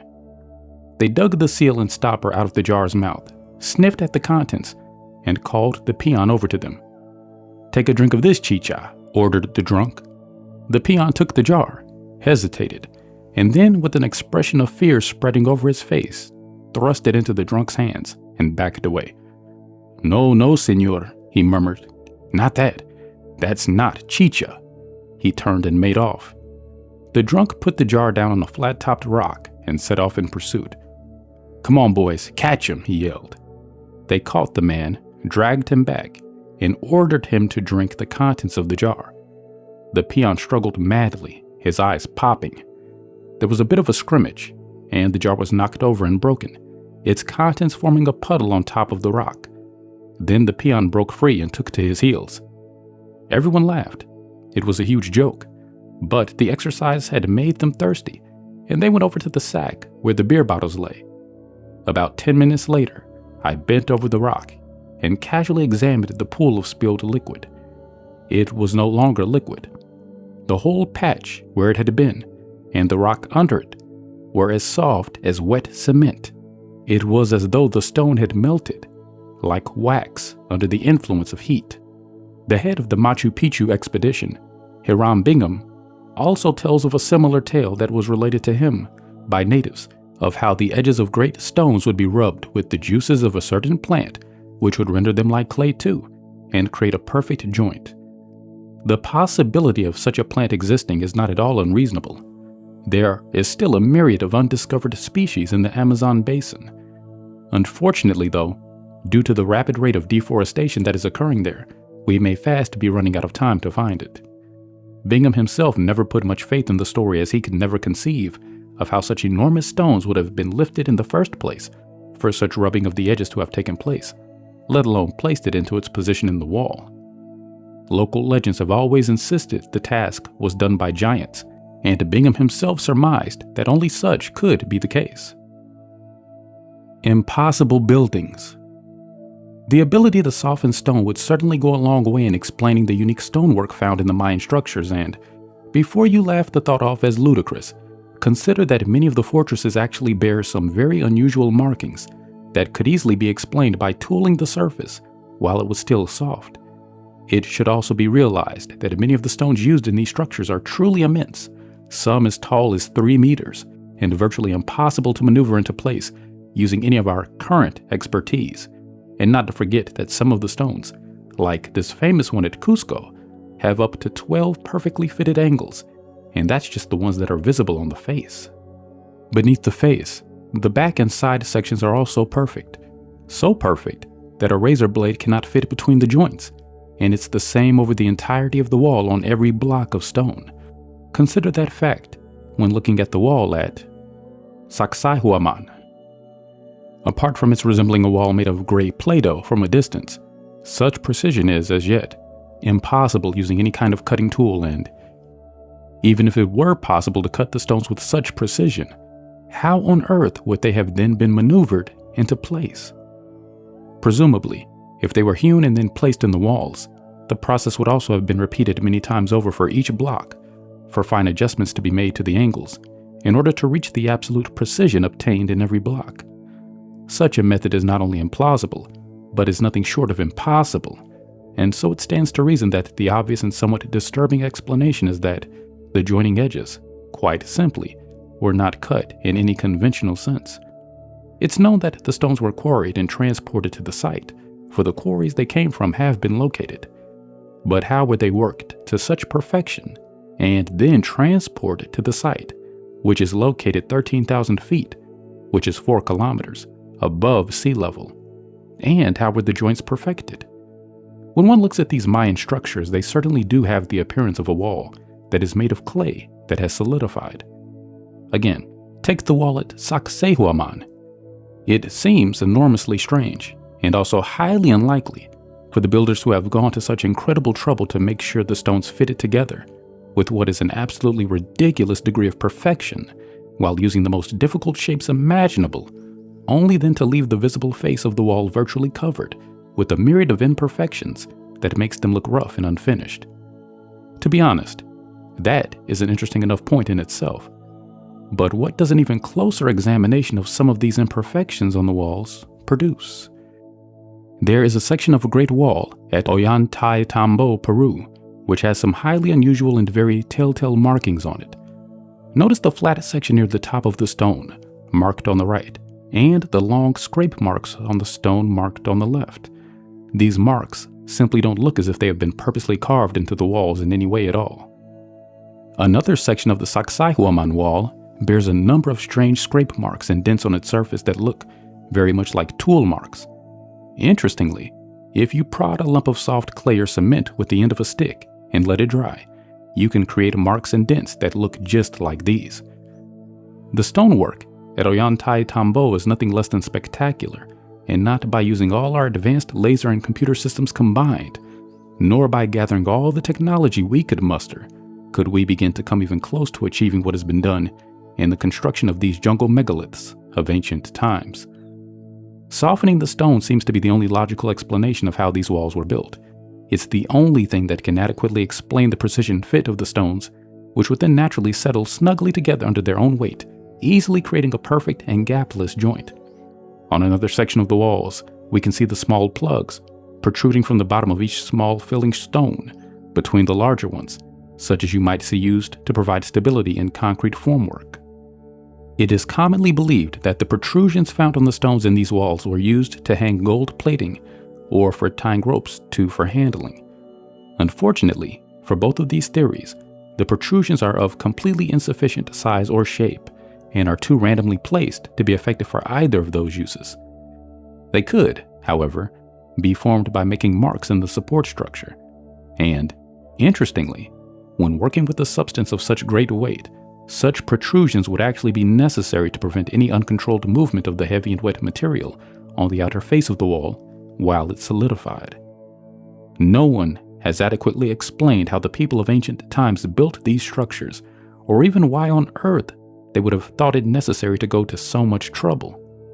All we know is that they did, because the structures are there and still defying our analysis.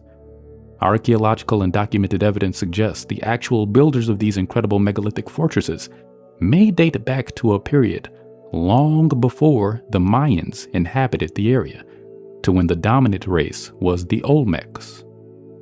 There is also further evidence to suggest that the actual purpose of these structures may have been vastly more profound than simply temples or fortresses. This will be discussed further in a later chapter. This is a particularly enigmatic stone from the Ollantaytambo wall. Although the surface of the stone is quite rough and could very well have been hewn, it's very difficult to explain the zigzagging pattern on the face of the stone. While it's true that the stairway pattern is a motif common to many Mayan structures, notice how the bottom section of the lower zigzag appears to have protruded slightly and sagged a little. It seems quite unlikely and somewhat unreasonable to think that something like this would have been purposely carved onto the surface of the wall. Other sections look as if they have been slapped with blocks or prodded with the end of sticks while the material was still soft, and just look at the narrow filler stones between the large slabs. It's obvious that the ancients actually did know of a way to soften stone. It seems to be the only thing that fits. How else could it have been done? Local legends repeatedly maintain that the walls were erected by giants, gods who raised the stones in a single night, Legends also tell of how the edges of the stones would be rubbed with the juice of a special plant, which would soften the stone like clay and thus perfect the joint. To think that simply because we have not yet located the small crimson plant Fawcett spoke of in the myriad of unknown species that have yet to be discovered in the Amazon jungle certainly does not mean that such a plant does not exist. To rule something out completely because it has not been found yet would be nothing short of foolhardy. With such an attitude, we would never have discovered electricity. That's a given. One of the more unfortunate things in the dilemma, though, is that time is fast running out. We may now never find any such plant. Not now that the main Amazon basin has been ruined by international oil interests and the remaining forests are still being destroyed at the rate of at least 3 football fields a day. It's almost like they're trying to make sure all evidence of such a thing is destroyed. But then, one should never attribute an action to malice when it can be adequately explained by stupidity. Though, when one is considering the actions, motives, and attitudes of modern governments, unfortunately it's usually the former. Such a plant may have already become victim of industry, lost forever in the technological crunch. But then, thanks to a remarkable man, we may not need to find it. Recent discoveries and work by a Dr. Joseph Davidovits of the Geopolymer Institute have produced some remarkable insights into the processes the ancients may well have used to construct these amazing fortresses. Softening stone with plant extracts. Amazingly, a recent ethnological discovery has actually shown that some witch doctors of the Huanca tradition remarkably use no tools in the making of small stone objects, but still use a chemical solution made from plant extracts to actually soften the stone material. According to the doctor, in a paper that was written by Davidovits, A. Bonnet, and A.M. Marriott, and presented at the International Symposium for Archaeometry at Brookhaven National Lab in New York, USA in 1981, page 74. The starting stone material, silicate or silico-aluminate, is dissolved by the organic extracts, and the viscous slurry is then poured into a mold where it hardens. This technique, when mastered, allows a sort of cement to be made by dissolving rocks. Statues which could have been made by the technique of the pre-Incan Huanca, by dissolution followed by geopolymeric agglomeration, are found to contain calcium oxalate in the stone. The trio then proposed the hypothesis that the large stones found in the Mayan fortresses and monuments were, in reality, artificial and had been agglomerated with a binder after certain rocks had been slowly disaggregated, an idea that fits very well with what the walls look like, and also happens to be in total agreement with local legends and traditions, such as those that were told to Fawcett. The group then even went on to present to the meeting some actual samples of stone that had dissolved and reaggregated themselves to prove it. We present here the first results on plant extracts on the dissolution or disaggregation of calcium carbonate containing rocks, biotooling action. The feasibility of chemically working calcium carbonate with various carboxylic acids found in plants has been studied. Maximum biotooling action is obtained with a solution containing vinegar, acetic acid, oxalic acid, and citric acid. The great surprise was actually to discover very ancient references to their use since Neolithic times for working materials which are very hard but easily attacked by acids, such as chalk. Thus, a bas relief from the tomb of Mera at Saqqara, 6th dynasty, 3rd millennium BC Egypt, shows the hollowing out of Egyptian alabaster vases by a liquid contained in a water skin or bladder. An experiment of interest was to compare the biotooling technique with the shaping of a hole using a steel tool and the quartz sand technique recommended by prehistorians. The hole resulting from sand abrasion has rough walls, whereas biotooling gives a smooth finish. The work by Dr. Davidovits is nothing short of brilliant and also very refreshing. It's also interesting to note how quickly the problem was solved once the right approach to dealing with it had been adapted. There is now very little doubt about how the ancients actually built these incredible structures, and indeed, softened or perhaps melting the stone has always really been the only possible explanation. The ancient Mayans were indeed quite capable of producing very large quantities of the acids, that were used by the doctor in his experiments from many plants that were quite common to the region in the distant past. Plants such as fruits, potatoes, maize, rhubarb, rumex, agave, opuntia, ficus indica, and garlic, to name a few. It's highly feasible that the stones were quarried, then broken or crushed to manageable sizes for transportation to the locations, and re-aggregated on site while being cast back into the megalithic slabs we now see. After all, since we have seen that they certainly had and knew about the means to do it, it somehow seems absurd to think they would not have made use of the knowledge. Once again, the simplest and most likely explanation is usually correct. But all of this knowledge still does not answer the fundamental questions. Who actually built them? And why? Chapter 4: A Valley of Kings. The ruins found in the jungles of South America are spectacular enough, but there are few places in the world that have captured the collective mind of mankind more than the necropolis at Giza in Egypt. For many years, furious debates have raged concerning the construction of the complex, especially the Great Pyramid, and many people have proposed numerous different ideas on the methods that were employed in the task. Theories have been put forward concerning huge stone blocks rolled into place on logs via great earthen ramps, elaborate pulley systems, massive stones transported from far-off quarries by river barges, counterweights, sand traps, armies of slaves doomed to generations of pulling and lifting, and many other theories.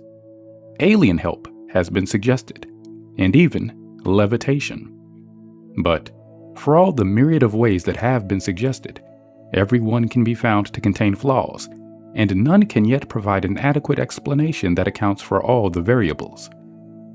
There are many ancient stele and paintings that exist depicting almost every conceivable aspect of everyday ancient Egyptian life, but have you ever considered that not one exists that depicts the building of the pyramids, or of people ever even manhandling massive stone blocks? Ultimately, no one really seems to know who it was done by or how it was done. Not yet. The Great Pyramid. The Great Pyramid is the largest and most controversial of the three large Giza pyramids. It stands at one side of the three.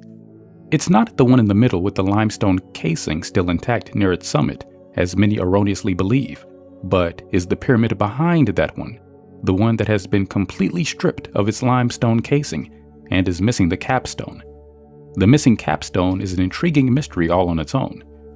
But before we continue, some facts about the Great Pyramid must be taken into account, if only to answer the question, why all the debate? So please first consider these rather interesting points.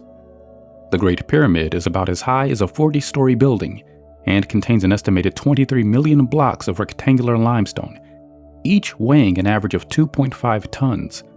Though the exact number is still an issue of contention, and recent x-rays have revealed there actually may be as few as half that number. The blocks are fitted together so precisely that a thin knife blade cannot be inserted between any of them. In its finished state, it was covered with smooth limestone casing stones, which created a surface that weathered to harden and become smoother and shinier with age, causing the pyramid to reflect the sun and shine brightly from a distance. Napoleon described it as shining like a diamond on the distant horizon. It is said that in those days it was actually visible from Palestine. Its sides rise up from the ground at a uniform 51 degrees, and it is almost perfectly square and level. So great is its accuracy that no other structure that has been built, either before or since, is comparable to it. Even those buildings constructed recently using modern laser methods cannot equal the accuracy of this single ancient stone structure. The method employed to square and level the base prior to commencing its construction is also a total mystery because, to make matters even more difficult, a large hump of bedrock exists near the center of the base of the pyramid and actually protrudes into the mass of the pyramid itself. This hump of protruding bedrock is nowhere near level, which means that a standard 4-5-6 method of squaring the base could not have been used. And yet, the first layer of blocks have been laid directly and fitted perfectly onto this bedrock base to create a perfectly level second layer. The Great Pyramid is accurately aligned to true north, not magnetic north, which would have been a lot easier, more accurately than any other existing structure built either before or since. Creating various equations using its measurements produces results that give us the distance from the Earth to the Sun, the distance from the Earth to the Moon, the diameter of the Earth, the radius of the Earth at the equator, the length of the solar, sidereal, and animalistic years, and the mathematical formula of pi, thousands of years before it was discovered, just to name a few. If it is indeed a tomb, as we are told, then the Great Pyramid has also somehow been constructed in the most difficult way imaginable, even to the extent that it would appear the builders were looking for the hardest way possible to build a structure. The building and layout of the stone blocks is indeed so remarkable, with the blocks fitted together to such a degree of precision and in such an unusual fashion that even the most sophisticated, scientifically minded construction teams have not been able to replicate it. Even a scientific team who tried using laser-cut styrofoam and glue. It contained so much stone that it could swallow within its structure all of St. Paul's Cathedral, Westminster Abbey in London, St. Peter's in Rome, and the cathedrals of Florence and Milan, without even bulging at the sides. The sides of the Great Pyramid are not flat. There is actually a slight indentation that runs up the middle of each side, starting in a flat triangular section in the middle of each side. These indentations were not noticed until the mid-20th century, when an aerial photograph was taken of the pyramid. These new points have provided scholars with new points of reference for various measurements, but they also raise some more intriguing questions. Remember, the Great Pyramid used to be covered with a polished limestone casing that was flat and smooth, completely obscuring these indentations. So why on earth were they put there in the first place? And then, after completing such a feat of perfect construction, why then cover them up with casing stones? What on earth was the point to such an exercise?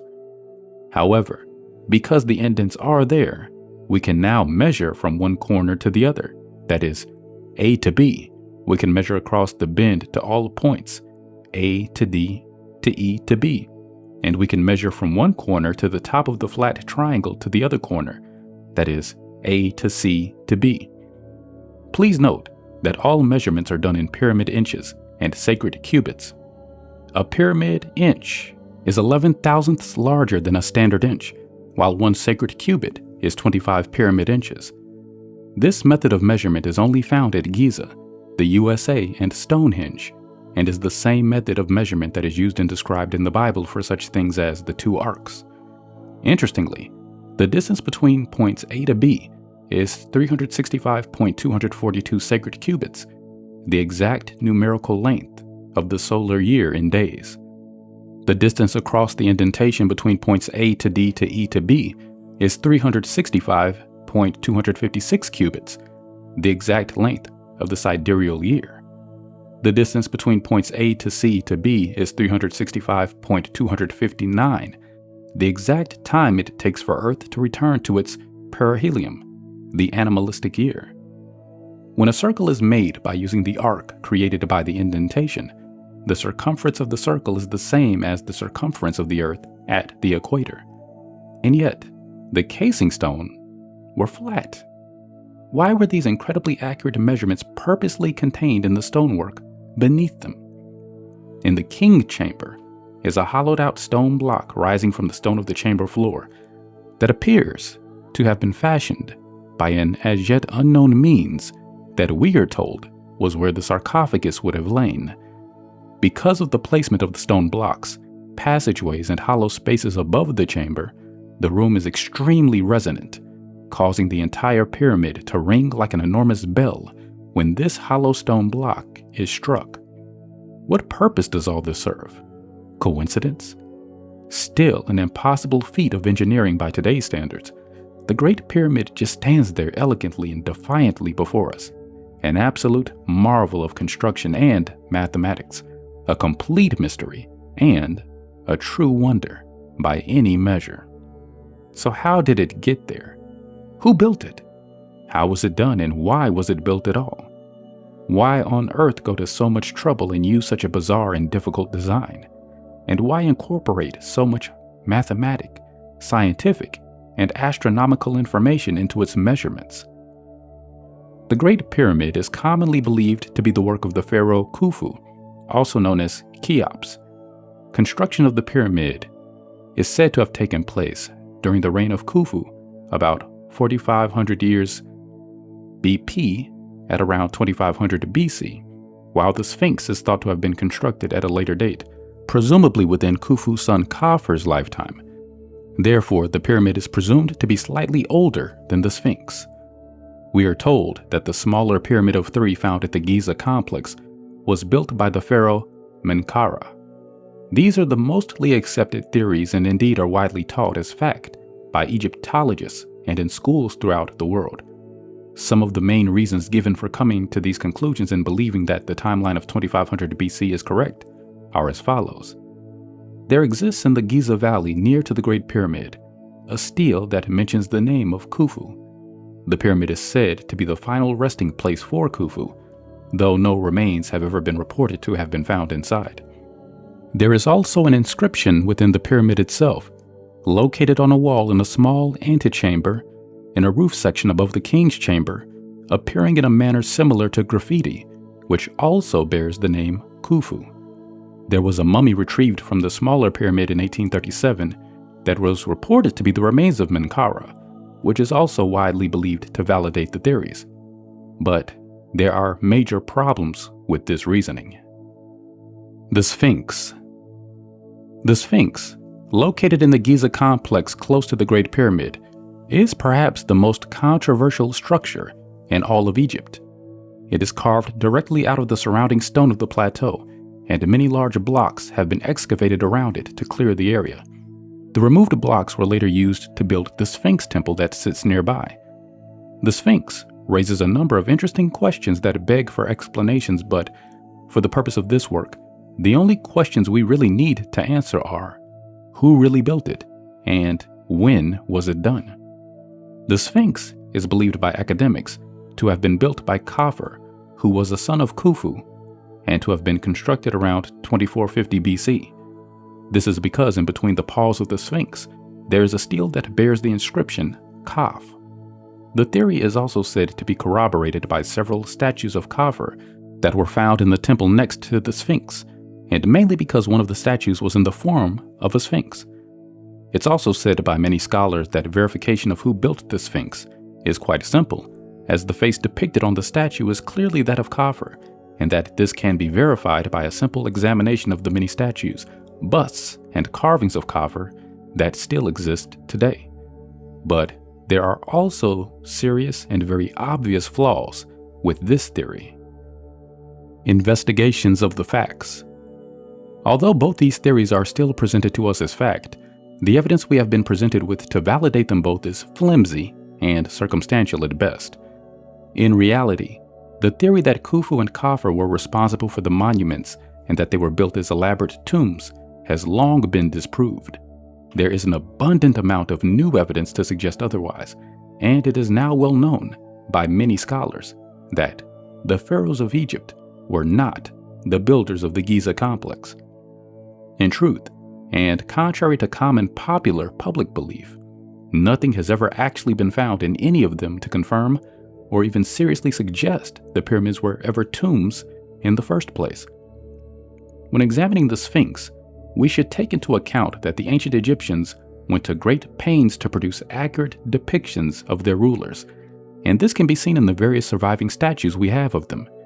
Many of these statues are quite detailed, even capturing facial expressions and the genuine non-symmetry and subtle variations between one side of the face and the other. Therefore, it seems safe to assume that they would also have strived for a certain degree of accuracy when building statues. Using today's face recognition techniques and computer technology, several stark contrasts between the Sphinx and the face we know as Khafre become very apparent. But any layman can just apply basic geometry to compare the angles of the Sphinx to those of Khafre. Such comparison clearly shows that the profile of the Sphinx differs totally from that of Khafre. The angles and general shape of the profile are all wrong. At just a glance at the Sphinx, the cheeks are too prominent, the jawbone the wrong shape, the brow too pronounced, and the ears too high. This can be confirmed further by observing the number of glaring differences that also become apparent when using the same simple geometry to compare the facial angles in the front views of the two faces.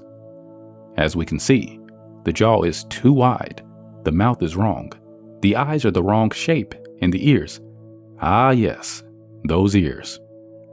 Suffice to say, the two statues simply don't look anything like each other. I mean, sure, there's one head with two eyes, two ears, one mouth, the remnants of a nose, and the same standard Egyptian headdress, but that's where the similarities end. The nose is thought to have been blown off by Napoleon's forces, although this is also heavily debated. Then there is the stele bearing the name Kaf standing between the paws of the Sphinx itself. This granite stele was erected to commemorate restoration work that was done on the monument by King Thutmose IV, sometime between 1425 and 1417 BC.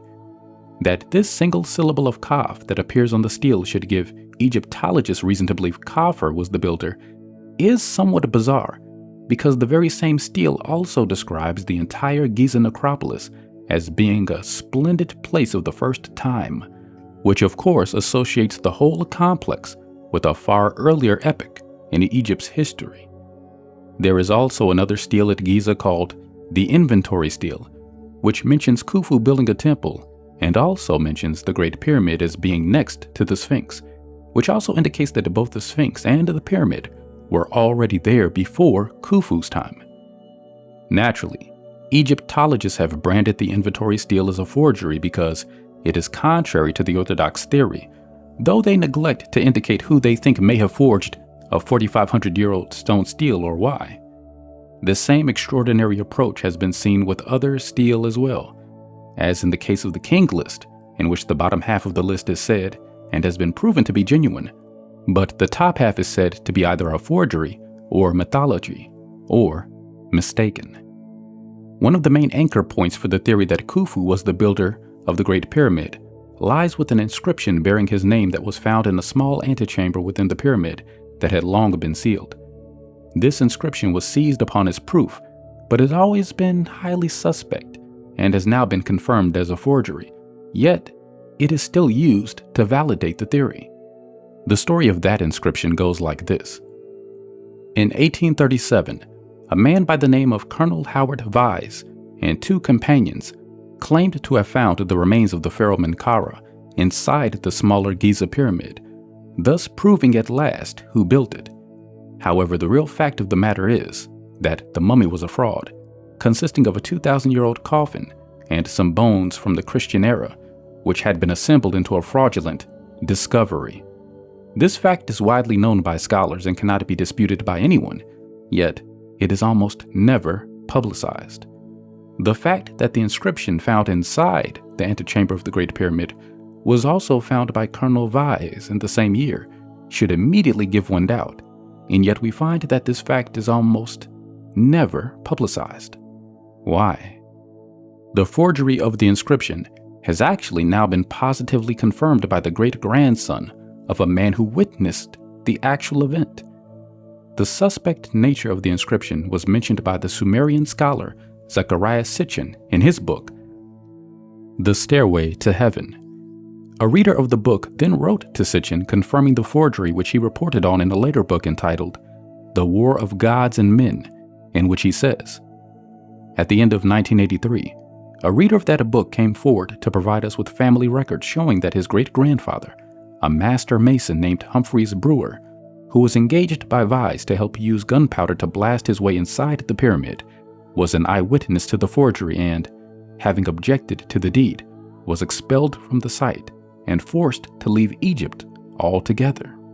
It is therefore somewhat strange that still in the 21st century, any book on the Giza complex you may pick up, released by mainstream academia, still states that the smaller Giza pyramid was built by the pharaoh Menkaure, even though the fraud was exposed almost immediately and is widely known. It's interesting that smooth-sided square-based pyramids were never part of ancient Sumerian construction, yet Sitchin also offers us pictorial evidence in the form of 6,000-year-old Mesopotamian clay tablets clearly depicting a smooth-sided square-based pyramid during construction, and celebrations after its completion, and one clearly depicting the serpent symbol of the Sumerian god Enki, presenting us with further proof that the monuments were known to the ancient Sumerians of 6,000 years ago and of their far greater antiquity than is currently theorized. There is also documented evidence in 6,000-year-old Sumerian texts which mention the construction of an abode called the Ankur, which translates as house that like a mountain is, and describes how the structure was eventually abandoned due to a conflict and had its capstone removed. These texts also mention the hurried hacking of an emergency shaft to rescue someone imprisoned inside the Ankur by huge sliding stones, which adequately explains 3 enigmas of the Great Pyramid, all in the one text. Clearly, if the pyramid was not known to the ancient Sumerians, as we are told, then they could not possibly be in possession of such accurate information that is also so unique to the structure. In the extremely well-researched book, The Keepers of Genesis, released in 1996, the authors John Hancock and Robert Bauval present strong evidence to support the theory that the Sphinx was not built in the image of Khafre. In the book, Hancock and Bauval even go so far as to employ the services of a forensic scientist who specializes in face recognition to compare the two faces. His comparison shows undeniable discrepancies between the two and also punches some more serious holes in the Sphinx as Khafre theory. The two authors also present a very solid case with regard to dating the entire complex by examining the work of John Anthony West, which raises serious geological questions about the entire complex. In West's excellent book, The Serpent in the Sky, he also questions the alignments of the monuments, suggesting that these alignments were in no way incidental, but rather they held very significant and easily confirmable astronomical implications. This is an issue that was also raised in Robert Bauval's book, The Orion Mystery, but in The Keeper of Genesis, and against a torrent of opposition from the academics, the authors also put forth another bold theory that not only is the face on the Sphinx not that of Khafre, but, based on overwhelming geological evidence, the Sphinx is much older than even the Great Pyramid. The date or not the date? The work done by West and Skoke, and the claims made by Hancock and Bauval in The Keeper of Genesis, at once produced a veritable storm of criticism from the academic community. The notion that someone who held no doctorate or degree would dare to present such an absurd theory infuriated them. They flatly proclaimed the authors to be wrong and refused to speculate any further on the possibility that the Sphinx was not Khafre. They bluntly dismissed the idea of the Sphinx being older than the Great Pyramid as ridiculous and, I believe, also banned the entire party from further access into the Giza complex to conduct any more investigations. It's an interesting thing that any investigative team that tries to present a different theory on the Giza complex from that which is put forth by the general academic community is subsequently banned from further access to the site by the Society of Egyptology. It doesn't sound as if they feel very secure in their convictions and really don't want people messing around with the so-called facts. Science is supposed to involve conclusions that are reached through the rational investigation of all of the theories and all of the evidence, not conclusions arrived at through the blind assumption of one theory as fact. No theory should ever be placed in a position where it is no longer open for debate, especially one so loosely based on circumstantial evidence and pertaining to a site of such significance that is still so full of mystery. But, unfortunately, in blatant disregard for the true advancement of genuine scientific research, the Society of Egyptology is quite adamant about banning anyone with a new theory that doesn't quite fit with their own. It seems that they are quite intent on keeping the real truth about the Giza complex very tightly under wraps. It's very difficult to understand how this type of attitude and behavior could be construed as an intelligent or scientific approach to solving the issue, and the reasons they may have for doing this will be discussed later. But for now, the relevant authorities simply say the debate is closed because we already know and can prove who built them. This is, of course, a statement of either pure stupidity or blatant deception because, as we have already shown, it is an assumption based on very thin circumstantial evidence. There is a far greater amount of much more conclusive evidence to dispute not only the theory, but that actually proves that Khufu and Khafre were not the builders. The problem that the authorities are faced with is this. If Khufu and Khafre did not build them, then who did? No one can show who it actually may have been. The authorities also refuse to consider that it may have been constructed long before 2500 BC, because if it was, then history is presented with a rather large gap of time between the civilization that built the complex and the civilization it has been attributed to. It's a large gap in history that cannot readily be explained without admitting first that our history is wrong and that an advanced civilization existed in antiquity. That is something they wish to avoid at all costs. It's also a matter of some sensitivity for Egypt. At present, they are able to say, "Look at what our ancestors did. They built the greatest wonder on earth." It's a matter of immense pride for them, and understandable why they may not wish to concede that it is not strictly true that Egypt actually inherited the complex from a civilization that wasn't even theirs. But despite what academia says about the Giza complex, overwhelming evidence exists to dispute the time frame we have been given for its construction. The Sphinx is very heavily eroded with horizontal grooves, punctuated by deep vertical fissures. Egypt's top archaeologist, Dr. Hawass, adamantly states that this massive amount of erosion was caused by desert winds. Now, quite frankly, wind erosion is an extraordinarily strange claim to make, just in considering the history of the monument. The statue was actually buried in the sand for most of its life. It was uncovered sometime between 1417 and 1425 BC by King Thutmose IV, but was soon covered again by the desert sands. It was still buried up to its neck when Napoleon arrived in 1798, and remained so until it was partially cleared again in 1817, and still more in 1858 and 1885. But it was not fully exposed until 1926. So there really wasn't a great deal of time for all of this wind erosion to have occurred. But even with its being covered for so long, according to estimates based on the figures Dr. Hawass has provided for the rate of this erosion, if it were indeed a fact, then the Sphinx should be all but gone by now, or wafer thin at the very least. There is also the disturbing fact that the deep vertical fissures are quite clearly the results of water erosion caused by prolonged exposure to precipitation. Naturally, any of these telltale fissures that appear on the actual monument are being hurriedly covered by new, so-called restoration work that is being carried out.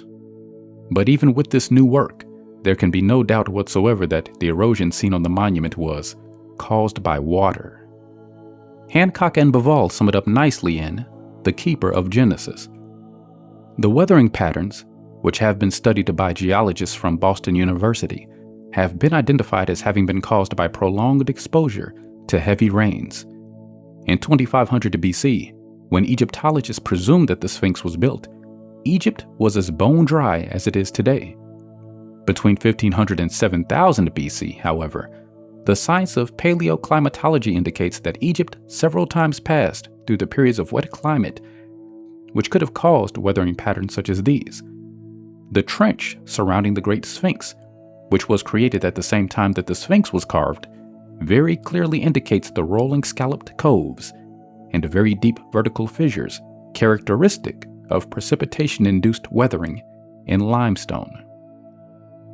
The sciences of geology and paleoclimatology alone, however, can only demonstrate that the Sphinx and its enclosure are much older than previously thought. Archaeoastronomical analysis provides a far more accurate tool for dating the Sphinx.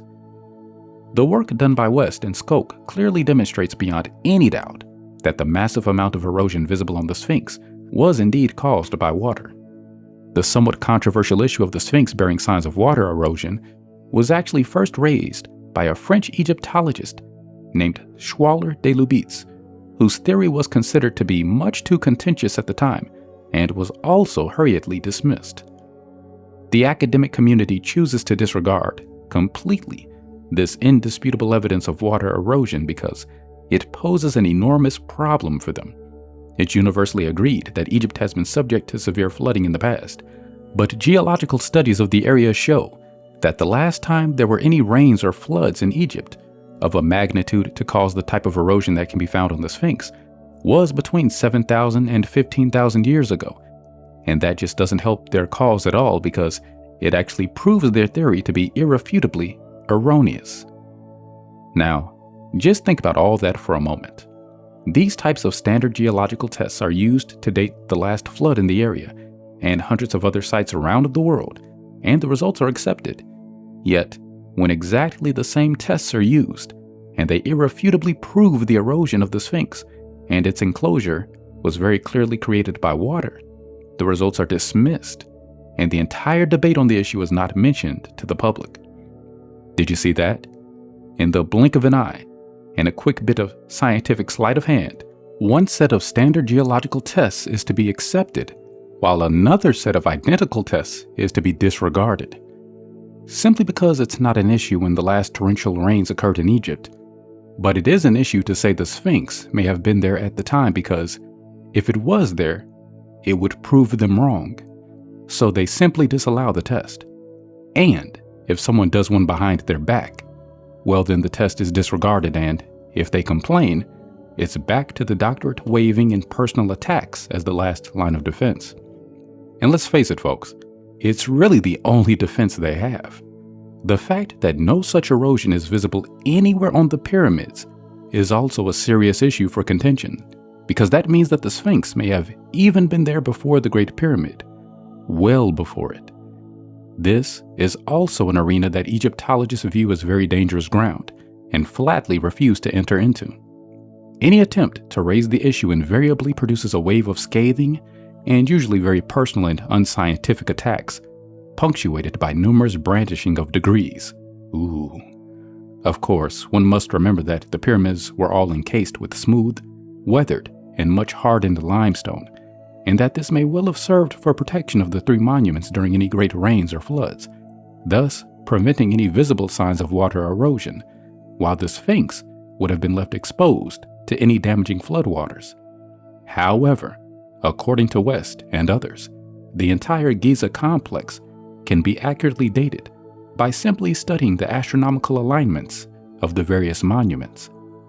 The reason astronomy can so easily be used for this task is because astronomy, ritual, and reincarnation were such very important parts of the Egyptian belief system, and many believe the basis of the entire ancient Egyptian culture.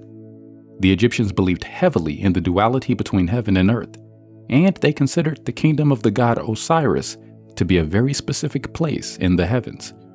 This duality and the nature of the duat itself are very well explained in a book called Initiation by Elizabeth Hiok. In the book, Hiok aptly explains the Egyptian reincarnation beliefs, which included the various levels of discipline that must be attained in order to reach the ship, house, place, planet of millions of years. Hiok believes that the pyramid featured very significantly in this process, and that the king's chamber was actually an initiation chamber.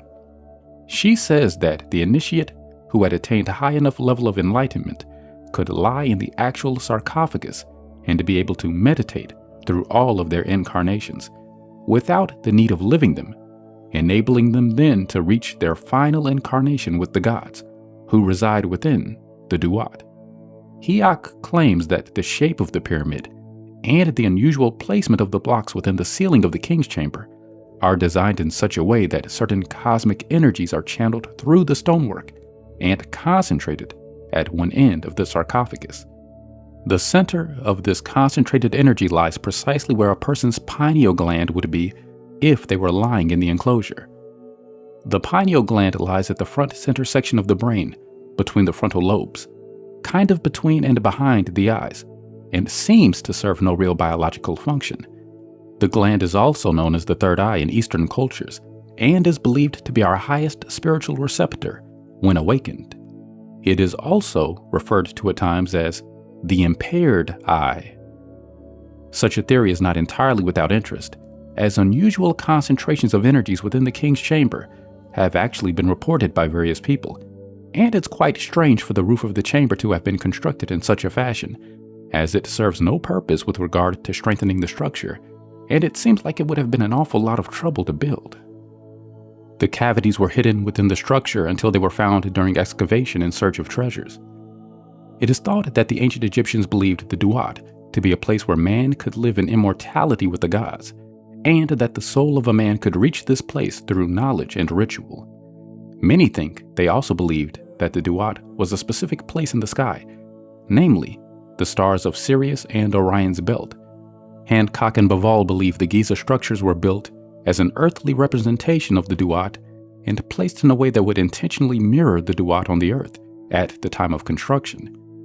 As is known to us, and was also known to the ancient Egyptians, due to axial wobble, the earth experiences a gradual movement of the stars across the skies. This gradual movement is called the precession of the equinoxes, and is what gives us the changing signs of the zodiac. This precession can be calculated by marking the slow rotation of the stars against the vernal equinox. It takes 2,160 years for one house of the zodiac to move completely past the vernal point. An entire precession through all the signs of the zodiac takes 25,920 years to complete. Hancock and Bavall used a computer model to simulate this axial wobble and determine exactly when the Giza complex would represent an accurate depiction of the Duat on Earth. In The Keeper of Genesis, they had this to say: "What's required in order to achieve the ideal ground-sky arrangement is to somehow rotate the heavens in an anti-clockwise direction. The vast engine of the Earth's axial wobble offers us a mechanism by which this can be done. We need only instruct our computer to track the precessionally induced movements of the stars backwards in time. As it does so, millennium by millennium, we observe that the orientation of Orion's belt at culmination is slowly rotating anti-clockwise and thus approaching ever closer to our desired meridian-to-meridian match. It's not until 10,000 BC, however, 8,000 years before the Pyramid Age, that the perfect correlation is finally achieved, with the Nile mirroring the Milky Way, and the three pyramids in the three belts identically disposed to the same meridian. It is only in this epoch that we can find a perfect ground-to-sky correlation, and it is also the only time when the Sphinx would have gazed at his own celestial counterpart of Leo as it rose on the vernal point." Hancock and Bavall go on to say, "There is a feature of this 10,500 BC correlation which suggests strongly that coincidence is not involved. The pattern that is frozen into monumental architecture in the form of the pyramids marks a very significant moment in the 25,920-year precession cycle of the three stars of Orion's belt, one that is unlikely to have been selected at random by the pyramid builders. The question reduces to this: is it a coincidence that the Giza necropolis, as it has reached us today out of the darkness of antiquity, is still dominated by a huge equinoctial lion statue at the east of its horizon, and by three gigantic pyramids disposed about its meridian in the distinctive manner of the three stars of Orion's belt in 10,500 BC? And is it also coincidence that the monuments in this amazing astronomical theme park managed to work together, almost as though geared, like the cogwheels of a clock, to tell the same time?" When this information was coupled with the West and Skoke water erosion evidence, the picture was complete for them. But when West and Skoke completed testing their theory and first excitedly announced the results of their investigations to the world, the outcry was almost deafening and the barrage of criticism overwhelming. Egypt's top archaeologist, Dr. Hawass, and another renowned Egyptologist, Dr. Lenner, who is considered the world's foremost authority on the Sphinx, were quick to launch scathing personal attacks on the pair and publicly discredited the theory as much as possible. Dr. Leonard even went so far as to accuse West and Skoke of being ignorant and insensitive. Now just think about that for a moment. Science? Insensitive? It is a somewhat unusual remark to come from a scientist, don't you think? His sole intent was to remove the issue from the scientific arena and place it on a more personal playing field. As usual in many such cases, it was a public display of a most unscientific attitude that completely failed to address any of the evidence that was being presented. The whole affair was similar to a schoolboy who had a drawing criticized by one of his peers, instead of a scientist debating evidence, for heaven's sake. Insensitive? Really? Come on. These personal attacks we are now seeing so frequently are actually a highly political strategy that has recently been adopted by academia and fast becoming the standard final move. The method is often employed by cunning politicians when losing an argument as well. If an issue becomes too obvious to argue against, the best tactic is to discredit anyone who dares to call that which is accepted into question, thereby shifting attention away from the actual issue and turning it into a more personalized attack against the presenter. It's the Emperor's New Clothes syndrome. In the case of the Giza complex, rather than having to argue a case they are aware they could not possibly win, Hawass and Leonard again simply invoked the demeanor of untouchable authority that is presumed by their positions in the academic hierarchy. It should be mentioned here that Anthony West himself actually holds no credentials, being a self-taught archaeologist, and so is not part of the club, so to speak. Though even with this being the case, his research on the Sphinx was nothing short of excellent, and his findings were backed up by a considerable amount of scientific, geological, and astronomical data. It probably should also be pointed out that Albert Einstein was just a patent clerk when he destroyed many of Newton's theories. Back then, intelligence was intelligence. Things are not quite that simple now.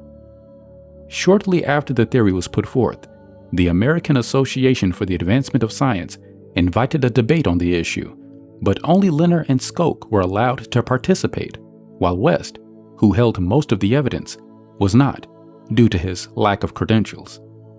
As was discussed in Chapter 1, this is another method the academic community constantly employs to keep credible new information and theories out of the public information loop.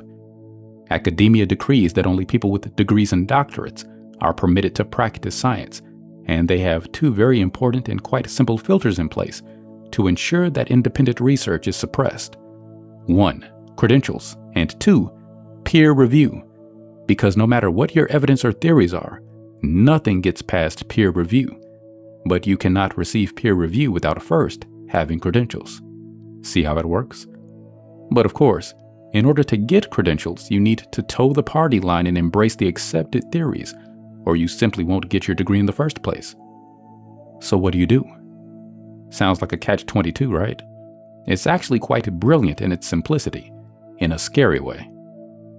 Again, this is a ridiculous and extraordinarily unscientific approach to science, because science is something that anyone can study and learn. All that is needed is for one to possess a keen and analytical mind. A person does not need a degree to educate oneself or record facts, or to conduct experiments, observe their outcomes, and think about them in a critical way. In a truly free and open society, where the pursuit of true knowledge is nurtured, science, by its very basic fabric, needs to be part of the free democratic process and all theories examined. Science was never designed to be an elitist club presided over by closed minds. Such behavior is truly irresponsible and can only ever serve as a hindrance to legitimate research and the genuine pursuit of real truths. Science cannot properly function as an authoritarian regime. The thing is that the entire debate over the real age of the pyramids and the Sphinx could very easily be put to rest once and for all if the Egyptologists really wanted to settle the dispute. They simply need to hire a team of independent and impartial investigators to either prove or disprove the theory once and for all. Why hasn't this been done? And why are they so against anyone doing it? The answer is so blatantly obvious that the question doesn't really need asking. It's because they know their theory is totally wrong, and they know that any real study into the site will prove this, and then our whole theory of history will come crashing down. That's why they go to such great lengths to prevent anyone from conducting tests that they know will prove them wrong. Also, we can't forget that it's the theories of Hawass and Leonard that are being threatened here, and it is they who are the ones who virtually control all of Egyptology. Imagine their embarrassment if it could be publicly demonstrated that they were both incorrect in their theories. And not only that, but it would seem they are also quite aware of the facts, but still continually go to extraordinary lengths to keep the real truth hidden from public view. I think it's high time the world asked them to present the evidence that proves them correct and demonstrate to us how it outweighs the far more abundant evidence that proves them wrong, because so far, their theories have never been independently and publicly scrutinized. The good doctors have simply brandished their credentials, and their arguments have been taken at face value and simply accepted without the need for them to present any corroborating proof. This type of approach to science is unacceptable and can in no way be construed as serious research. The fact of the matter is that the entire Giza complex is a complete mystery, and probably still remains so simply because Egyptologists will not open it up to serious research. The time frame, which academia has provided for construction of the monuments, makes no sense at all. The pyramids were an incredible architectural achievement, and yet the quality of all subsequent constructions in the area steadily declined. Don't builders usually improve with experience? Why then does the opposite apply in Egypt? The simple truth is that the site was not built by them. John Anthony actually summed up the whole thing very eloquently in his book, Serpent in the Sky. Every aspect of Egyptian knowledge seems to have been complete at the very beginning. The sciences, artistic and architectural techniques, and the hieroglyphic system show virtually no signs of a period of development. Indeed, many of the achievements of the earliest dynasties were never surpassed or even equaled later on.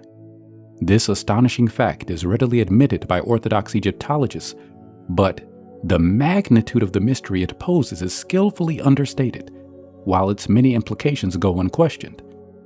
How does a civilization spring full-blown into being? Look at the 1905 automobile and compare it to a modern one. There is no mistaking the process of development. But in Egypt, there are no parallels. Everything is right there at the beginning. The answer to the mystery is of course obvious, but because it is repellent to the prevailing cast of modern thinking, it is seldom seriously considered. Egyptian civilization was not a development, but a legacy. Academics like Dr. Leonard dispute the age of the pyramids or Sphinx as being circa 10,500 BC because they simply say that man had no civilization at that period of our history. And maybe they're right. But what if it was not the civilization of man who constructed them? What if they were actually constructed by those who all the ancient tales tell us they were? What if they were built by the ancient rulers who were thought of as gods?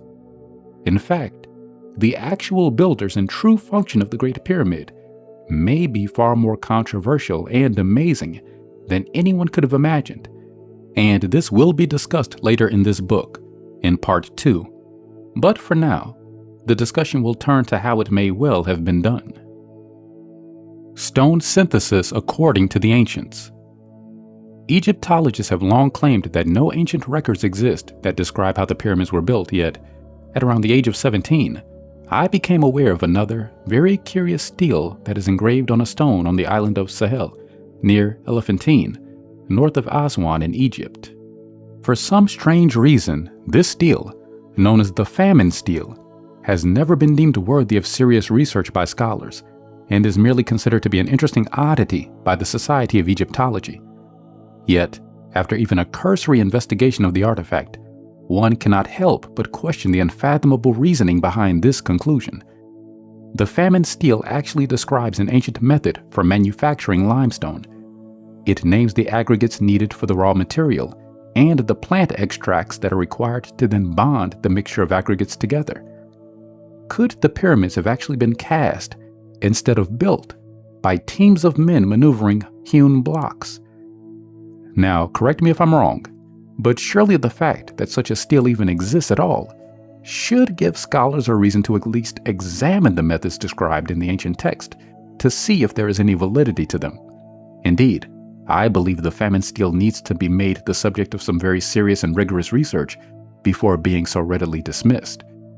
The simple fact that people of ancient times bothered to write this text down, carved in stone so it would last a very long time, coupled with the fact that the stele describes such a thing as manufacturing stone, should give cause for even the most mentally obtuse to consider it worthy of some serious investigation.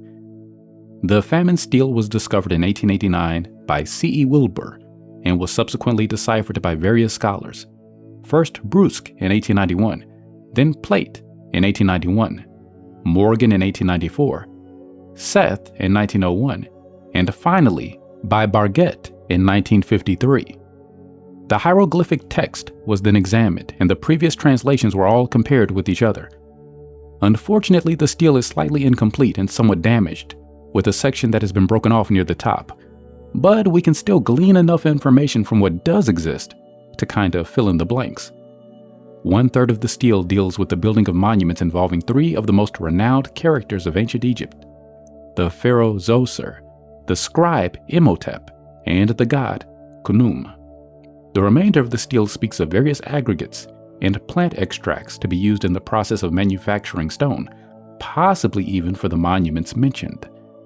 The text contained in this unique artifact has almost exclusively been considered to be interesting, but fanciful, and has been dismissed as a topic of no real use to any serious investigator of Egyptian antiquities. Yet, in studying the stele, an intriguing question emerges. What would happen if we actually tried it and did what they described? Could the stone of the pyramids have actually been mixed and poured into place at the site using plant extracts and aggregates available in Egypt? And also, would such aggregates and extracts have been available at the location at the time of their construction? The answer to both of these questions is a very resounding yes, they could have quite easily. So surely, if one can follow the methods described in the famine stele text, and in doing so, create a mixture that will solidify into a stone of comparable texture and composition to the stone used in the pyramids, then it is not inconceivable that it is most likely the method that was used in their construction. Indeed, it is the only really possible way it could have been done. The true answer as to how the monuments were constructed may have suddenly become quite blatantly obvious. Indeed, it would appear that the builders even wrote it down for us. The question is, why is this stele still being ignored by Egyptology? Modern techniques for synthesizing limestone. Then, at last, someone came to the fore with a radical new theory in the now familiar form of Professor Joseph Davidovits of the Geopolymer Institute, who also proposed the plant extract theory in the Mayan process, and again, all credit must be given to that man. Professor Davidovits wrote a fascinating report in 1998 in which he proposed the idea that the pyramids were indeed constructed using aggregated limestone rather than by manipulating quarried blocks. His theory was then finally published in 1999 in a book called The Pyramids, An Enigma Solved. In the book, he put forth the very sound, though academically radical theory, that outcrops of relatively soft limestone could simply have been quarried and easily disaggregated with water, and then the muddy limestone sludge, including the fossil shells, mixed with lime and some kind of tecto-aluminosilicate, forming materials such as kaolin clay, silt, or the Egyptian salt natron, which is a basic sodium carbonate. The limestone mud could then easily have been carried up by the bucketful and then poured, packed, or rammed into formwork molds made of wood, stone, clay, or brick that had been erected on the pyramid sides.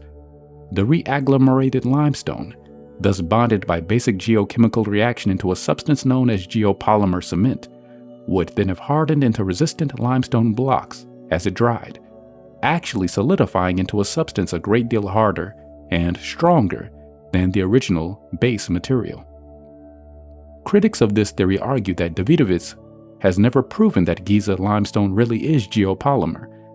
And of course, this is impossible to do because neither he nor anyone else is ever permitted to remove any material for testing.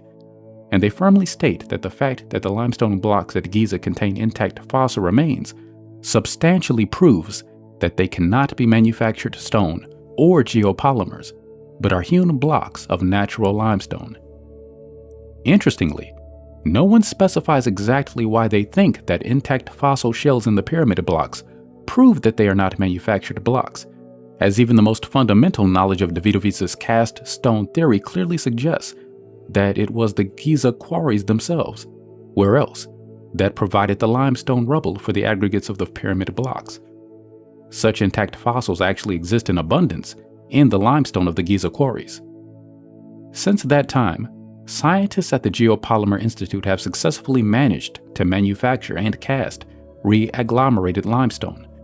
Because it is, of course, prohibited to remove any material from the site of the actual pyramid for testing, for the purpose of the test, the scientists selected a soft material containing a high percentage of fossilized shells from a quarry in France to ensure the geological material used in the experiment was very similar to that which is found in the quarries of the Giza Plateau in Egypt. The purpose of the test was to demonstrate that this type of soft limestone material is indeed perfect for re-agglomeration. The scientists disaggregated the material with water. Then, they mixed the muddy limestone and its fossil shells with kaolin clay and a basic geopolymeric binder. The limestone mud was then packed into a pyramid-shaped mold.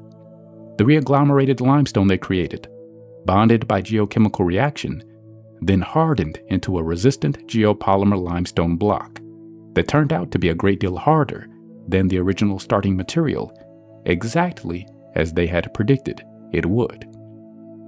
Now viewable on your screen. It was very notable that the whole process had the effect of strengthening the softer stone, thereby making it more resistant to such things as weather, pollution, acid rain, temperature variations, and all those things that will generally just mess up your megalithic monument. Because the Institute was not authorized to sample original materials from the Giza Plateau quarries, they were not able to use the exact formula described in the ancient Egyptian text. The French limestone that was used in the test is very similar, but, unlike the Giza limestone, had no reactive clay in it, and the team was forced to add some. Nevertheless, the final result was extremely close to the constituency of that which is found in Egypt, both chemically and geologically. According to Davidovitz, with the Egyptian formula, the result is also slightly different because it requires bigger blocks for a better cohesion and is not especially suitable for smaller items. However, even with the slight change of formula due to differences in the materials, these groundbreaking tests have clearly demonstrated that the process is quite possible, and the only real key to the complete success of the procedure is in using the appropriate raw materials to begin with. During a TV special filmed in 1991 called This Old Pyramid, Professor Davidovitz had the opportunity to demonstrate his cutting-edge theory and, in the process, also to demonstrate a unique property of the Giza limestone that further supports the idea. In the presentation, a chunk of limestone taken from the nearby Giza quarry was very easily disaggregated in water within 24 hours, leaving the clay and the other constituents gently separated from each other. This demonstration showed that the existing fossils in the limestone would naturally remain intact, as it would not have even been necessary to crush the stone during the process as, unlike other limestone, material from the Giza quarry simply breaks down in water all on its own. As I mentioned before, all credit must be given to Professor Joseph Davidovitz of the Geopolymer Institute for his groundbreaking study into this process, and I highly recommend reading his work on the subject.